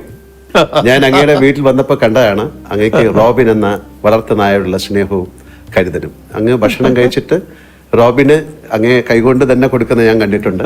അങ്ങയുടെ ഈ മുഖം അധികം ആർക്കും അറിവുള്ളത് ആണെന്ന് എനിക്ക് തോന്നുന്നില്ല. അങ്ങേക്ക് എല്ലാ വളർത്തു മൃഗങ്ങളെയും ഇഷ്ടമാണോ, അതോ കുഞ്ഞുനാളിൽ തുടങ്ങിയാണോ ഇത്, അതോ നായകളോട് മാത്രമാണോ ഇഷ്ടം? കാര്യം ഇത് റോബിന്റെ ഒരു അവകാശം പോലെയാണ് അങ്ങയുടെ കയ്യിൽ നിന്നൊരു ഭക്ഷണം കഴിക്കുക എന്നുള്ളത്. അത് മൃഗങ്ങളോടും പക്ഷികളോടും ഒക്കെ നല്ല ബന്ധം നമ്മൾ പുലർത്തിയാൽ അവരതേ രീതിയിൽ പ്രതികരിച്ചുകൊണ്ടിരിക്കും. ഞാനിവിടെ നമ്മുടെ സഹായിയായിട്ടുള്ള മുരുകേഷനുണ്ട്. മുരുകേഷനോട് പറഞ്ഞു, ഇവിടെ കാക്കകൾ വരും, കാക്കക്ക് നീ ഭക്ഷണം കൊടുക്കണമെന്ന്. ഇപ്പം എന്താ ചെയ്യുന്നത് പറഞ്ഞാൽ, ഒരു കാക്ക അവൻ്റെ കയ്യിൽ നിന്ന് ഭക്ഷണം എടുക്കും. അപ്പോൾ കയ്യിൽ നിന്ന് അങ്ങനെ നേരിട്ട് കൊടുക്കണ്ടെന്ന് ഇപ്പം ഞാൻ പറഞ്ഞു, എറിഞ്ഞു കൊടുത്താൽ മതി. കാരണം എന്തെങ്കിലും രോഗം പകർന്നെങ്കിലും വിഷമാണല്ലോ. പക്ഷെ നേരെ കയ്യിൽ നിന്ന് എടുക്കുക ആ കാക്ക വന്നിട്ട്. അതാണ് ആ ബന്ധം എന്ന് പറയുന്നത്. ഇവിടെ ഒരു ക്ലിഫ് ഹൗസിൻ്റെ മുമ്പിൽ ഒരു ഫൗണ്ടൻ ഉണ്ടല്ലോ. ആ ഫൗണ്ടൻ സാധാരണ രാവിലെയാണ് നമ്മളിടല്. ഒരു ദിവസം ഇങ്ങനെ തോന്നിയപ്പോൾ ഞാൻ പറഞ്ഞു അത് വൈകുന്നേരം ഒന്ന് ഇട്ട് നോക്കുമെന്ന് പറഞ്ഞു. ഒരു 6 മണിക്ക്. അപ്പോൾ പക്ഷികൾ കൂടുന്ന സമയമായിരുന്നു. ഇവരെല്ലാവരും വന്ന് എന്തൊരു സന്തോഷമാണെന്നറിയോ. അവർ കുളിച്ച് ഒരു കുളിയുണ്ടാവും. ആ കുളിയെല്ലാം കഴിഞ്ഞിട്ട് ഒരു സദസ്സുണ്ട് അവിടെ ഇരുന്നിട്ട്. അങ്ങനെ എല്ലാം കുളി കഴിഞ്ഞിട്ട് അവർ കൂട്ടിലേക്ക് പോവുകയാണ്. അപ്പോൾ നായയുടെ കാര്യം പറഞ്ഞാൽ വലിയ അത്ഭുതകരമായ കഥ എൻ്റെ അടുത്തുണ്ട്. ഞാൻ ആദ്യമുള്ള എൻ്റെ ചെറുപ്പകാലം വീട്ടിൻ്റെ സൈഡിലൂടെ ഒരു കൂട്ടർ പോവുകയാണ്. പഴയ തവളയെ പിടിക്കുന്നവരാണ്, നാട്ടുകാരല്ല. അതെ. അവരുടെ കൂട്ടത്തിലുള്ള ഒരു പട്ടി, ചെറിയ പട്ടിയാണ്. അവിടെ നിന്ന് ഇറങ്ങിയിട്ട് വീട്ടിലേക്ക് വന്നു. അപ്പോൾ അവരങ്ങ് പോയി. അപ്പോൾ ഇത് ഒരു പട്ടി. അപ്പോൾ എൻ്റെ ജ്യേഷ്ഠനുണ്ട്. ജ്യേഷ്ഠൻ പറഞ്ഞു അതവിടെ നിന്നോട്ടെ, വന്നതല്ലേ അവിടെ നിൽക്കട്ടെ എന്ന് പറഞ്ഞു. അത് പിന്നെ വീട്ടിൽ വളർന്നു. വേറെ ശാസ്ത്രീയ വളർത്തലൊന്നുമല്ല, നാടൻ പട്ടി എന്ന രീതിയിൽ വളർത്തുകയാണ്. ആ പട്ടിയുടെ ഒരു കഥയാണ് ഞാൻ പറയുന്നത്. ഒരു ദിവസം അമ്മയുടെ അടുത്ത്, അടുക്കളയിലെ അമ്മയുടെ അടുത്ത് പോയിട്ട് ഇതൊന്ന് മുരണ്ട് ചെറിയ മട്ടിൽ കുരച്ചു, മുണ്ടൊന്ന് കടിച്ചു വിരിച്ചു. അപ്പോൾ അമ്മ ചീത്ത പറഞ്ഞു. അപ്പോൾ ഇതിന് അമ്മയുടെ അടുത്ത് യേശുന്നില്ല എന്ന് തോന്നി. നേരെ അവിടെ നിന്ന് ഇറങ്ങി ആ വീട്ടിൻ്റെ തൊട്ട് പിന്നിലുള്ള ഒരു വീടുണ്ട്. അവിടെ ഒരു നാണി എന്ന് പറയുന്ന സ്ത്രീയുണ്ട്. ആ സ്ത്രീയുടെ അടുത്ത് പോയി ഇതേ കാര്യം അവരോട് ചെയ്തു. അപ്പോൾ അവർ കുറച്ച് പിന്നെ പോസിറ്റീവായിട്ട് എടുത്തു. ഇതൊരു പെൺപട്ടിയാണ്, എന്താ മോളെ എന്നെല്ലാം പറഞ്ഞിട്ട് അപ്പോൾ മുണ്ടിങ്ങനെ കടിച്ച് വലിച്ച് നടന്ന് ഈ വീട്ടിൻ്റെ പിന്നിലൂടെയാണ് വരേണ്ടത്.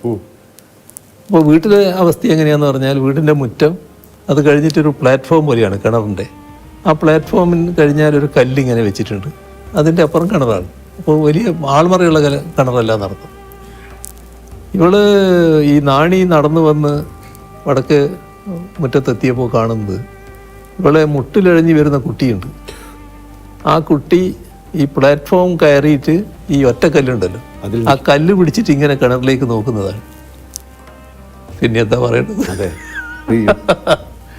അങ്ങനെ അത്ഭുതകരമായ രക്ഷപ്പെടൽ. പിന്നെ അവൾക്ക് ഈ പട്ടി എന്ന് പറഞ്ഞാൽ ഭയങ്കര ജീവനാണ്. അങ്ങനെ കഴിവുള്ള പട്ടികളുണ്ട്. ആ പട്ടി തന്നെ ഒരു ദിവസം ഞാനിങ്ങനെ സാധാരണ ആ കാലത്തൊരു ശീലം, പുറത്തു പോയാൽ ചെരുപ്പുണ്ടായാലും ചെരുപ്പില്ലെങ്കിലും, ചെരുപ്പില്ലാത്ത കാലമാണ് അധികവും, കാല് കഴുകിയിട്ട് അകത്തോട്ട് കളിക്കിലേക്ക്. അങ്ങനെയാണ് ഒരു ശീലം. ഒരു കോലായിലേക്ക് കയറുമ്പോൾ ഉള്ളൊരു വലിയ കല്ലുണ്ട്, അതിൻ്റെ നിന്ന് കാല് കഴുകി അതിന് വെള്ളം ഇവിടെ വെച്ചിട്ടുണ്ടാകും. അപ്പോൾ ഞാനൊരു ദിവസം ചെന്നപ്പോൾ വെള്ളം അവിടെ ഇല്ല. അകത്ത് പോയി വെള്ളം എടുത്തിട്ട് വന്നിട്ട് പിന്നെയും കഴുകും. അകത്ത് പോയി പിന്നെ വെള്ളവും പാത്രവും എടുത്ത് വന്ന് കിണ്ടിന്നാണ് പറയാൻ പറ്റും, കിണ്ടിയും വെള്ളം എടുത്ത് വന്ന് പിന്നെ കാല് കഴുകാനാണ് വരുന്നത്. പട്ടി വിടുന്നില്ല. പട്ടി ഭയങ്കര തടസ്സം. അപ്പോൾ എന്താ പ്യാസി എന്നാ അതിൻ്റെ പേര്. എന്താന്നെല്ലാം പറഞ്ഞിട്ട് ഈ വിളക്ക് തൂക്കിയിട്ടുണ്ട്. തൂക്കിയ വിളക്കെടുത്ത് ഞാനിങ്ങനെ നോക്കുകയാണ്. അപ്പോൾ ഈ കല്ലിൻ്റെ മേലെ വലിയൊരു പാമ്പ്, കരിവേലിപ്പട്ടാന്ന് പറയും, ആ പാമ്പിങ്ങനെ കിടക്കുകയാണ്. നമ്മൾ കണ്ടതോടുകൂടി പട്ടി പോയി. പിന്നെ ആ കാലാണല്ലോ, ഇന്നത്തെ പോലെ പാമ്പിനെ സംരക്ഷിക്കേണ്ട കാര്യമൊന്നുമില്ല, തല്ലിക്കൊന്നു. അതാണ്, അത്രയും കഴിവുള്ള പട്ടികളുണ്ട്. അതിൽ നിന്നൊരു പട്ടി സ്നേഹം ഉണ്ടായിരുന്നു പറയാം. അല്ല, റോബിനെ അങ്ങയോടുള്ള അങ്ങേക്ക് റോബിനുള്ള സ്നേഹം. സാർ, അപ്പം വളരെ സന്തോഷം. നമുക്കൊരു പാട്ടിലേക്ക് കടക്കാം. അങ്ങേക്ക് പാടാൻ സാധിച്ചില്ലെങ്കിൽ വരികൾ പറഞ്ഞാലും മതി. ഞാൻ നിങ്ങൾക്ക് വേണ്ടിയുള്ള ഒരു പാട്ട് തന്നെയാകാം. അയ്യോ, ആയിക്കോട്ടെ. ഹൃദിസ്ഥമീശ്വരം തെക്ത പ്രതിഷ്ഠാം പ്രതിമാം ഭജയിൽ കരസ്ഥ പായസം തെക്ത കോപ്പരസ്ഥ ഗളം പിൻപേൽ എന്ന് പറഞ്ഞാൽ മനുഷ്യന്റെ ഹൃദയത്തിലാണ് ഈശ്വരൻ. ഹൃദിസ്ഥമീശ്വരം തെക്ത പ്രതിഷ്ഠാം പ്രതിമാം ഭജയിൽ, ഈ പ്രതിഷ്ഠയുടെ പിന്നിലേക്ക് പോകുന്നത്, വിഗ്രഹത്തിന് മുന്നിലേക്ക് പോകുന്നത്. കരസ്ഥ പായസം തെക്ത, ഇതിനകത്ത് പായസമുണ്ട്, പക്ഷെ ഇപ്പുറത്തൊരു തുള്ളി വെച്ചിട്ടുണ്ട്. അപ്പൊ കരസ്ഥ പായസം തെക്ത കോപ്പരസ്ഥ ഗളം പിൻപേൽ, ഇത് നക്കാൻ വേണ്ടി പുറപ്പെടും. ഇതാകെ ചോർന്നു പോവുകയാണ്. അതാണ്, അതെന്നെ ഹൈസ്കൂളിൽ ഒരു മാഷ് പഠിപ്പിച്ചതാണ്, കേളം മാഷ് എന്ന് പറയുന്ന ഒരാൾ. ആ പദ്യമാണ്, അത് ഉപനിഷത്തിന്റെ ഒരു ഭാഗമാണ്. അപ്പൊ അതാണ് നിങ്ങളുടെ അടുത്ത് പറയാനുള്ള കാര്യം. സാർ, ഞാൻ അഭിനയിച്ച ഏതെങ്കിലും സിനിമയിലെ ഒരു ഡയലോഗ് സാറിന് ഓർമ്മയുണ്ടോ എന്നോട് പറയാൻ? അത് എന്തല്ല, ദിനേശനും ദാസനും ഒക്കെ ഒരുപാട് സന്തോഷം.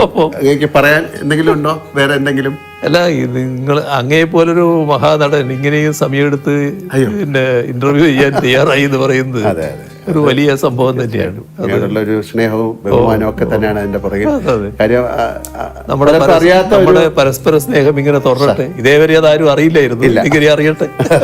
വളരെ സന്തോഷം. വളരെ നന്ദി നന്ദി നന്ദി.